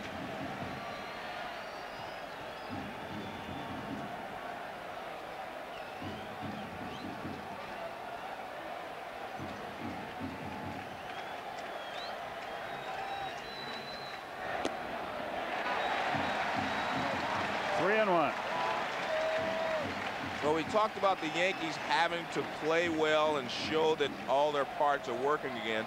This is just as important for Stanton to pitch well here and show Joe Torre that he's back, so he'll have confidence in him for the remainder of the series. Upstairs, an insurance runner is on with 1 out. And as I said, he and Jeff Nelson have started to pitch better, but this is a situation where you have to continue to throw well. Friday night at 8 o'clock Eastern, we'll be back to bring you game 3 of this division series between Oakland and the Yankees. That's the American League Division Series game 3, Friday night Eastern on NBC. Joe will have game 2 for you, along with John Miller on ESPN. Oh, you do the Mets and Giants? I'm doing the Mets and the Giants, yeah. I think Fox is going to do this tomorrow night. I can't keep them all straight. Well, there are a lot of different, going in a lot of different directions. Joe Buck and Tim McCarver will be here. That's right. But we'll have, I'm sure we'll have game 3 on NBC. Friday night. And you see Jason Giambi has struggled against Stanton.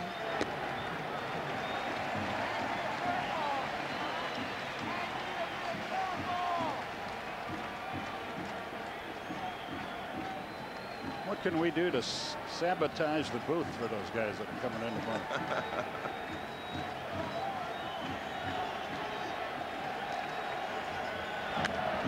Fly ball foul and out of play. It's even now, a ball and a strike. This is as good a first game as you're normally going to get in any series. I mean, both teams have played well. There have been some key moments.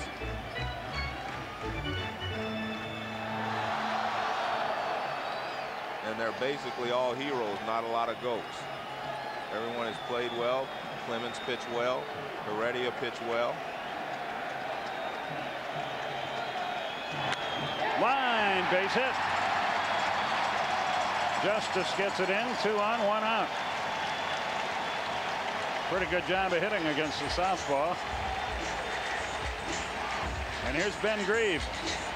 Well, Giambi just goes the other way, and he does this very, very well. Fastball away, and he just rips it to left field. There's a difference between going the other way and driving the ball the other way. You see, I mean, he just drives it the other way. A lot of hitters try to go the other way, and they just flip it over there.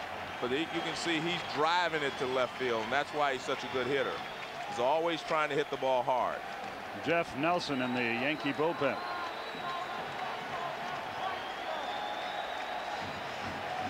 Grieve is 0 for 2 with a walk. There go the runners. A strike, but they're in there. And isn't that amazing for the Oakland A's? They only had 40 stolen bases during the season.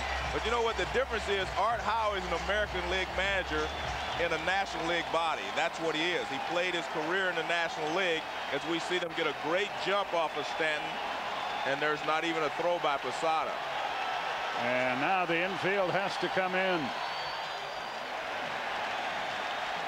A little blooper now is a 2-run hit. Yeah, this is very dangerous, and we talked about an insurance run with the infield this close. And a guy like Grieve hitting anything that he hits sharply, if it's not directly at the infielder, is going to go through for a base hit.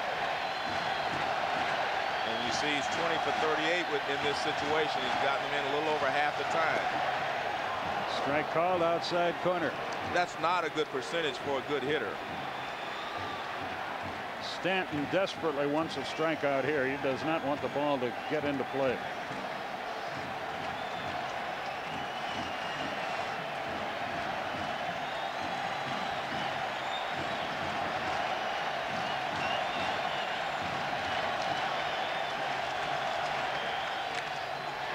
Foul. Pretty well hit. We were talking to Art Howe before the game, and he was saying that he didn't hit and run a lot. He didn't steal a lot of bases. But he said we hit into a lot of double plays. And Ben Grieve led the major leagues in hitting into double plays this year. And they were in a double play situation. As you could see, runners at first and second. And that explains why he stole third base. He was trying to stay out of the double play. And he succeeded in that very nicely. So you have to give Art a lot of credit. I mean, he really seems to be able to make the right moves at the right time. The 1-2. 2 balls, 2 strikes. Boy, this crowd got quiet after the Yankees jumped on top 2-0 in the second, but they're into the action now.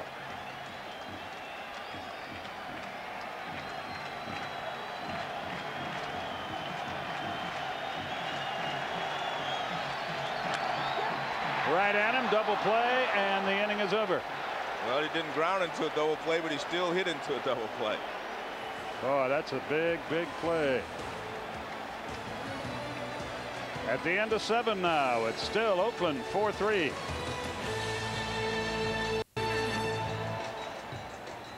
Some tough guys to get out of here in the 8th. You start with Bernie Williams, then David Justice, then Tino Martinez. 4-3 Oakland our score, Joe Morgan. These are the key batters, I believe, in the game for the A's. If they can get to Jason Isringhausen, their closer, they should be in pretty good shape. But you have to get through Bernie Williams and his group first. 1 ball, no strikes to count. Joe Morgan, Skip Caray with you. If you're wondering what in the world Carey's doing here, I'm pinch hitting for Bob Costas, who's on his way back from the Olympics in Sydney, and will be back for the League Championship Series.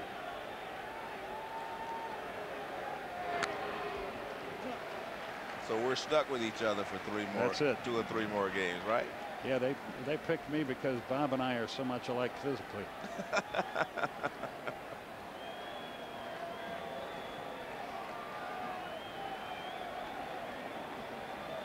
1-1 the count. Bernie Williams has normally more power from the right side, but he stepped it up a little bit now, and he's starting to hit more home runs from the left side. Good fastball. He really spreads out from the left side too, doesn't he? That was a great pitch there, because he had thrown him a pitch running away, and then he comes right in under the hands.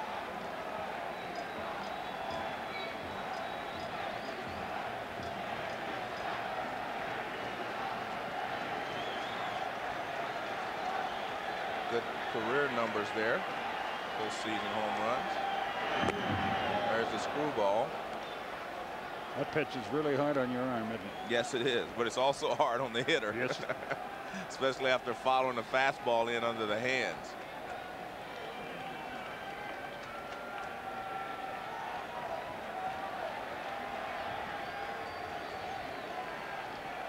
He wants to get him out with a screwball, so you're going to, with 2 strikes, you'll probably see him throw at least another screwball here and maybe another one after that. Screwball. 1 away. Aaron Spelling has created hit after hit, and tomorrow night he's about to do it again. Don't miss the sizzling premiere of Titans tomorrow night at 8/7 Central on NBC. That's something sizzling, huh? Yeah.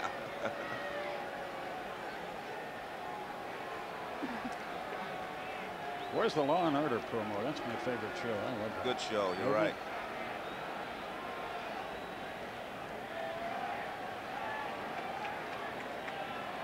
And Joe Torre looking over his scouting report, probably on Messier to know. You have scouting reports that tells what a pitcher likes to throw in 1-and-1 situations, 2 balls, 1 strike, 1 ball, 2 strikes, and you try to relay that to the hitters. Justice is 2 out of 7 against Messier in his career. And this is the guy that you really do not want at the plate if you're the A's. If you're Art Howe, this is the guy. I mean, he hit 41 home runs this year, and he's a big game performer. He's a guy that just loves to come up big in games like this. Justice had a word for the umpire, but never turned his head to show the umpire up. There's that screwball. That's why he was upset about that pitch. It's a different count. If the count's 2-1, he has to throw a different pitch. But because it's 1-1, he can come back with that screwball.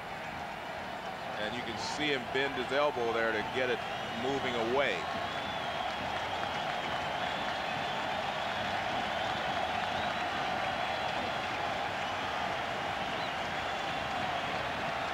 One and 2, high and away.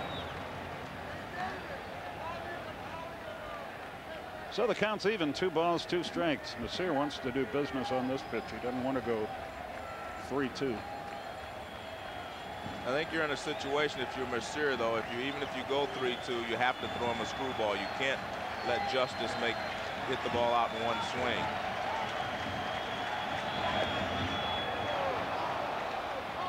Well, we're going to get that 3-2 pitch. We'll find out here.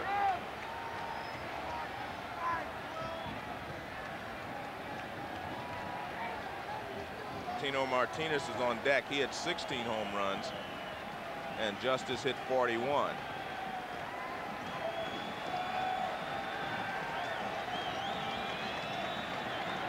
Should be a screwball. Yeah. And he got him with it. And that's beautiful pitching because he set him up by coming inside with a fastball to go to 3-2. But he had his mind made up all the time that the out pitch was going to be a screwball. Now watch this. It's not as good a screwball as the other one, but you can see it moving away. And Justice had to protect inside because he threw him a fastball a pitch before, but he comes back away with that good screwball. Beautiful. That's great pitching right there to a good hitter. Martinez is 1 for 3 against Messier in regular season play.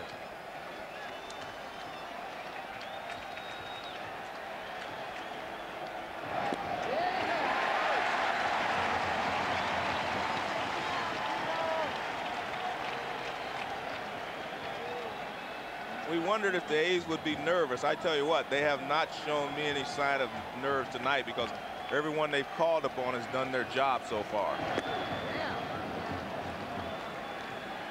It's been a fine ball game. And the Yankees are a team that's known for getting a lot of base on balls, taking pitchers deep into the count. And so far in this ball game, the A's have issued only 1 base on ball. That's a big part of this game. Exactly. That should be easy. A 1-hopper. Messier does his job. 1, 2, 3, nothing doing. Bottom half of the 8th inning. Oakland comes to bat, leading 4-3.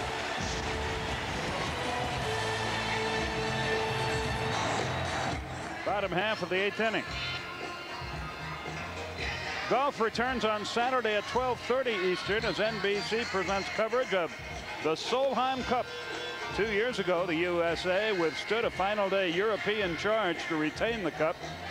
Now Julie Inkster and Team USA look to defend the cup on foreign soil versus Annikas Sorenstam and a powerful European team. That's the Solheim Cup, Saturday at 12:30 Eastern on NBC.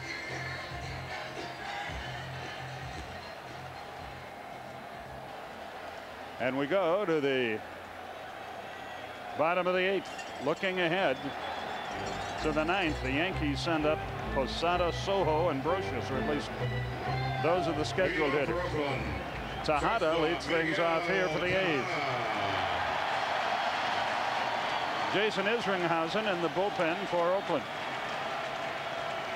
Skip in 72 and 73 and 74 when the A's won the World Championship. They were called the feuding and fighting A's, and they were able to win. Now their slogan is they are young and they can play. And I don't think anyone would disagree with that. Not a bit. The Yankees aren't exactly chopped liver No, either. the Yankees, I think this Yankee team that we're seeing tonight is a good team. It doesn't mean that they've played poorly because they're trailing at this point. Stanton deals a strike. This definitely does not look like the team that lost 15 of 18 games and 7 in a row at the end of the season. And that's what I said at the beginning. This wasn't a must-win for the Yankees. Obviously, they want to win, but they had to get back the confidence that they had lost in September. Broken bat hit. Tejada's aboard. His first hit of the night. He stole 6 bases this year. For the A's, that's a lot.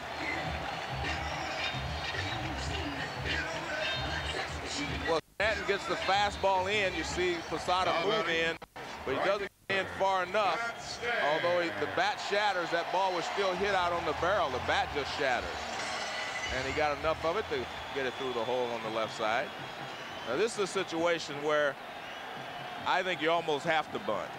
Stairs hasn't played much against left-handed pitching down the stretch, and he hasn't been hitting well. They throw to first half to see if he's going to throw a bunt, but he did not. He didn't show it. Maybe they're just not going to bunt anyway.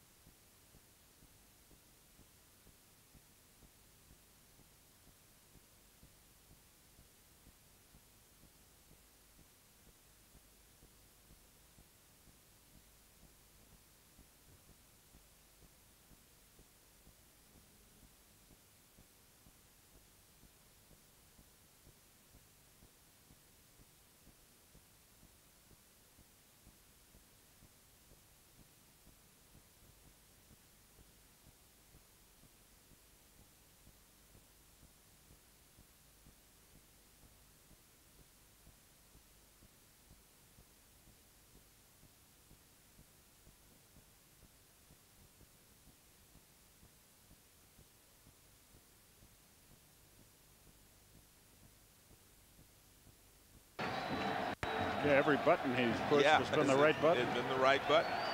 Fly ball out of play. A ball and a strike.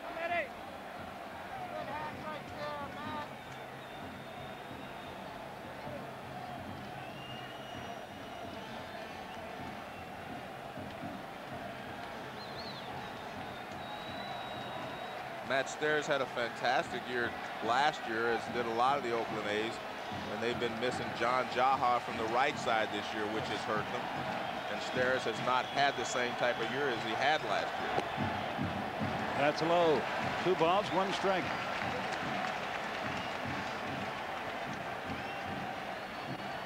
Eric Chavez is next. Then Jeremy Giambi scheduled, then Ramon Hernandez.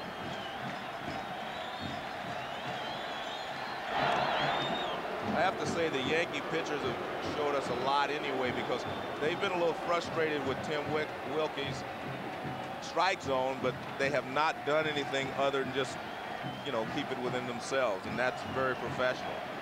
And that's not to say that Wilkie has not had a good game. I'm just saying that they have been frustrated a little bit at times. Good fastball.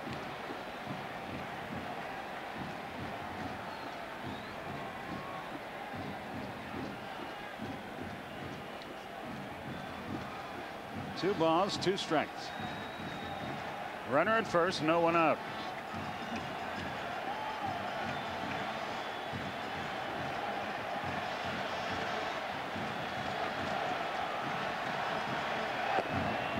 Whoa. Well, you have to be careful if you decide to send him, because again, Stanton has a very good motion to first base, a good pickoff move. There's Ron Washington giving the sign. 3 balls, 2 strikes. Runner at first, no one out. But one thing Art Howe has been able to do is keep Joe Torre and everyone guessing tonight. Not running. Popped up into short left. Derek Jeter calls for it. He's got it, 1 down. He went a long way for that ball. Here's Chavez. He has a couple of singles, a couple runs scored in the game. See Art looking at the lineup. He has Olmedo Signs over there, who is a very good hitter, but he also knows if he brings Signs in, they're going to bring in Jeff Nelson, and he would lose Chavez in case this does go longer than the 9th inning.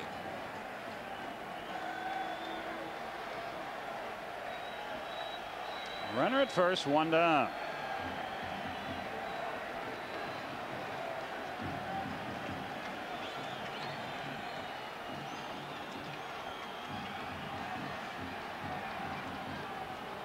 Time is called. Something else has been thrown on the field. The baseball got away in the bullpen, I believe.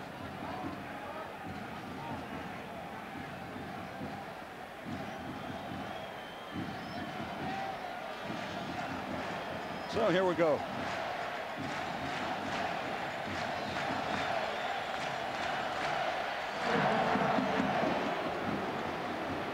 Boy, this crowd now is really rocking and rolling, aren't they? They're having a big time.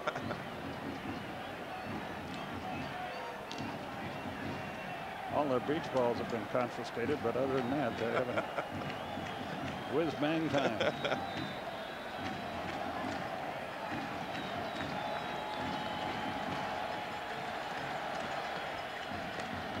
Good curveball. Well, Stanton has a good curveball. He has a good fastball and change. He has a lot of good pitches. And it's amazing to me that he did struggle for a time during the regular season. There you see what the runners have done. They've stolen 3 out of 5, but they had 4 pickoffs. All the way to the screen. Boy, there's a break. Runner in scoring position.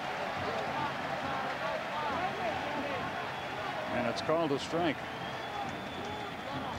That would indicate pass ball, I believe. I would hope so, but you never know. You never know. Let's take a look and see if, well, actually, that would be a wild pitch, that one. But I think he called him on the swing. I think he's saying he swung at it. Yeah, you see third base umpire Paul Schreiber saying that he swung at it. Okay, so everybody's in the clear. Yeah, everybody's in the clear. It was a strike, and it did bounce.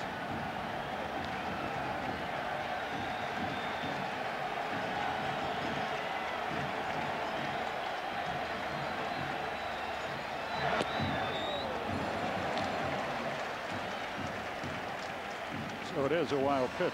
Correct.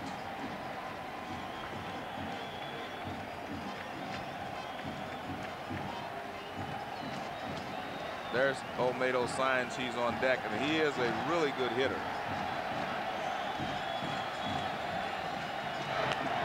Into center field. That's a hit. Runner around third. Williams up. On a big insurance run for Oakland. Chavez has his 3rd hit of the game, his first RBI. And the Yankees got a bad break there. I don't think he was going to get Tejada, but they had a shot at him, but the ball hits the mound. There's a little changeup, I believe, or it was a curveball or a changeup. Now watch, Bernie Williams' throw is right on target, but it hits the mound and bounces high in the air, and that allows Tejada to score easily. Good hitting there by Chavez. He didn't hit it hard, but he was able to get it into center field for a base hit. Now watch the throw. He has a shot at it, but see, he hits right on the mound and bounces real high, and there's no chance to get Tejada at the plate. That's going to be all for our Mike Stanton. And Jeff Nelson is going to check into the game here. The big rangy right-hander makes his way. Bad pitching luck for Stanton. He made a good pitch. Major league hitter got a base hit against him. We'll be back right after this. Runner at first, one out. A run is in. It's 5-3 Oakland in the bottom half of the 8th inning. Joe Morgan, Skip Caray with you from Oakland. And Jeff Nelson's the right-hander that they use out of the bullpen. Again, we're talking about, and they're going to have to pitch well the remainder of this series if the Yankees are going to win. Jeff Nelson and both Mike Stanton to help them get to Rivera in the ninth if they have a lead. Today they're just in to hold it close. And that was a big run there, because a 2-run lead, even if they're not able to score anymore, makes a big difference to a closer, because he can make one mistake and get away with it. Whereas with a 1-run lead, you can't make any mistakes. Olmedo signs the batter, and you see the good numbers on him for the year. And he does pronounce it signs.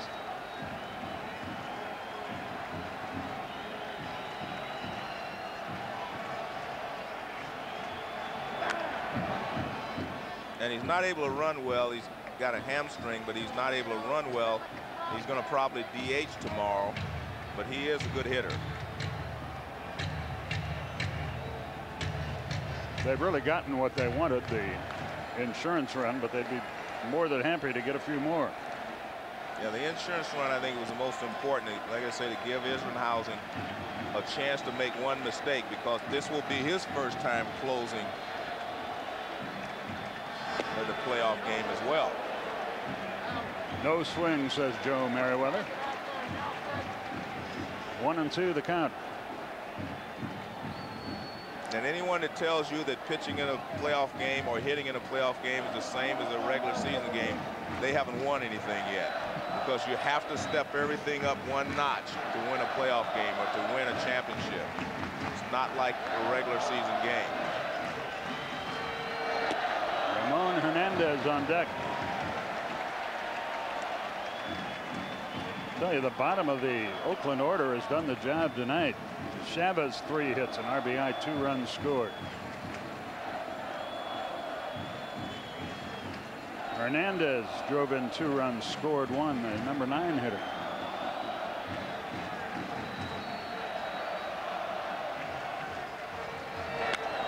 Line to right. O'Neill runs it down. 2 up. Here's Hernandez, and here's what he did earlier in the night. But I think this hit in the 5th inning was a big blow of the ball game. They thought he was going to bunt, and the first pitch he singles to right to bring in the run. And then in the 6th inning, he hits the ball in the gap, over his head, over Paul O'Neill's head, and only a great relay by the Yankees kept it from being a 2-run double instead of just an RBI double. I think he's been the key performer for the A's offensively tonight.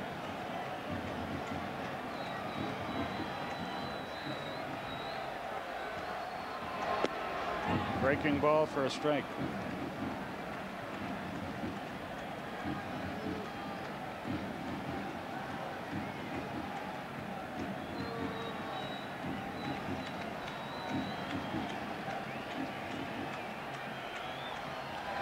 Curveball well hit to left field, but it appears it will be caught at the wall. David Justice hauls it in. We go to the 9th. 5-3 Oakland.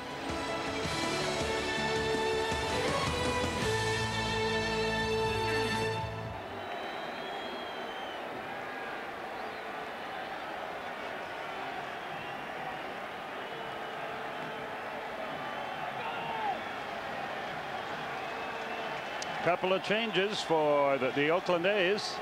Ryan Christensen is in left field now, and on to pitch Jason Isringhausen. Posada leads off the Yankee ninth.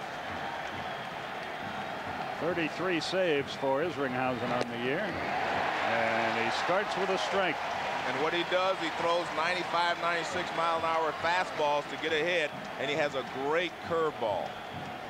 If he gets ahead of you with 2 strikes, you're in a lot of trouble because that curveball is devastating. We'll get a chance to see it here. 0-2. New York fans remember when Isringhausen and Paul Wilson and Bill Pulsipher were supposed to be the Yankee pitchers, starting pitchers of the, or Mets starting pitchers of the future. And here he is as a closer. He was a starter at the point, now he's a closer. Injuries had something to do with that. Glenn Allen Hill is on deck. He was a shot in the arm to the Yankees late in the year. There's your score, and we're in the ninth.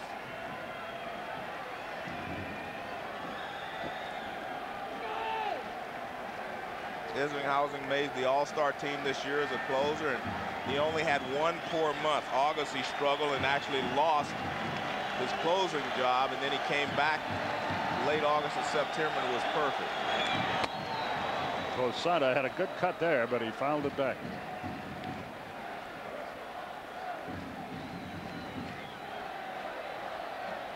Well, the debate is over, but the game goes on.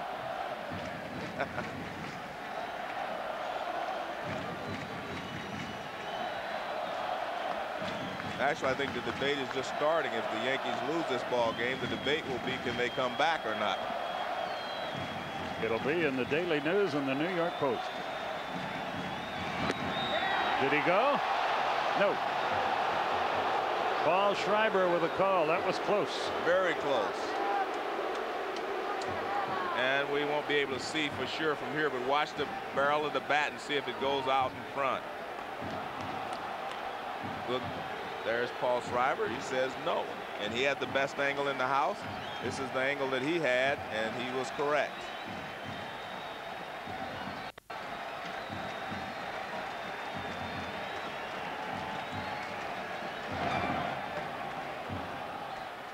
Two balls, 2 strikes.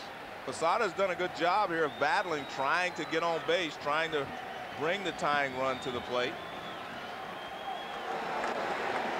And that's his job right now, just to get on base any way that he can.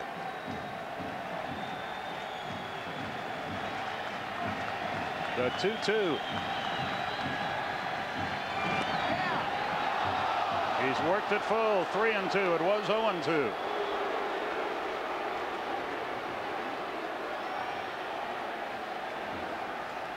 This is a fastball, and watch the catcher's target. He'll reach inside. This ball's off the plate inside, and he pulls it back. Here's the payoff pitch.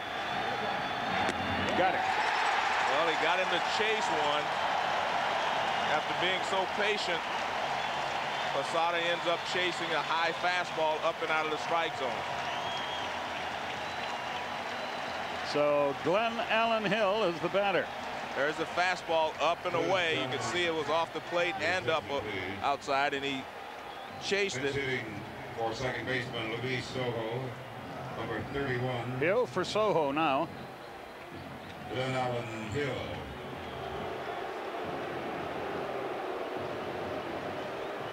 You talked about Glenn Allen Hill when he came over. He gave them a big shot in the arm. And I think the problem is he's a guy that probably has to play a lot more, and it's very difficult for him to come off the bench and pinch hit after sitting around for a while. Out of play, 0-1. Boy, he is a good hitter. Good, solid hitter. And the ball just jumps off his bat. That's why he's able to hit so many home runs. He hits a lot of line drive home runs. I'm sure he's sick and tired of this story, but he's the guy who, when he was with Toronto, had the bad dream about the spiders and went on the disabled list. That's true. I'm not making that True up. story. Huh? Yeah. Well, I'm not laughing at his phobia. I'm I'm laughing at you, Skip. You won't be the first, and you're not going to be the last. A ball and a strike.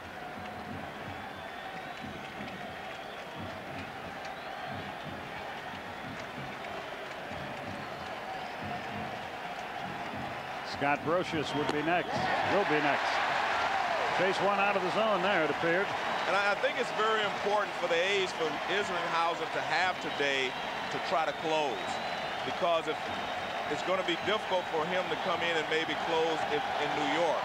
So getting one early opportunity under his belt is great. 2 out. So far, he's done pretty well. 2 batters, 2 strikeouts.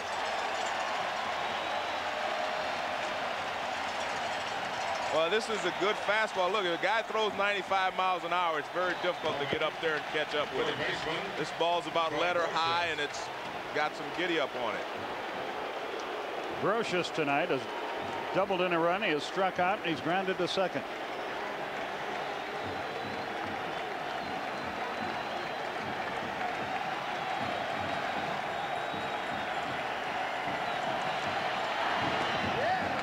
Outside, ball 1. Well, if they get an out here, we've got to go in a hurry. Thanks, Joe. I've enjoyed it. I've enjoyed it as well. And just think, we have a few more of these. Yeah, yes, we do.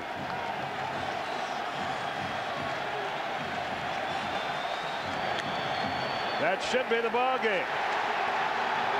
Oakland takes a 1-0 lead in the series. They win the game by a final score of 5-3.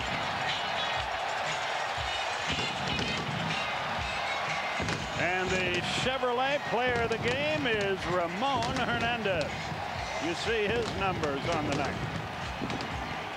So for Joe Morgan and Bob Wischusen, this is Skip Caray saying so long from Oakland, California, where the A's have beaten the Yanks 5-3 and taken a 1-0 series lead.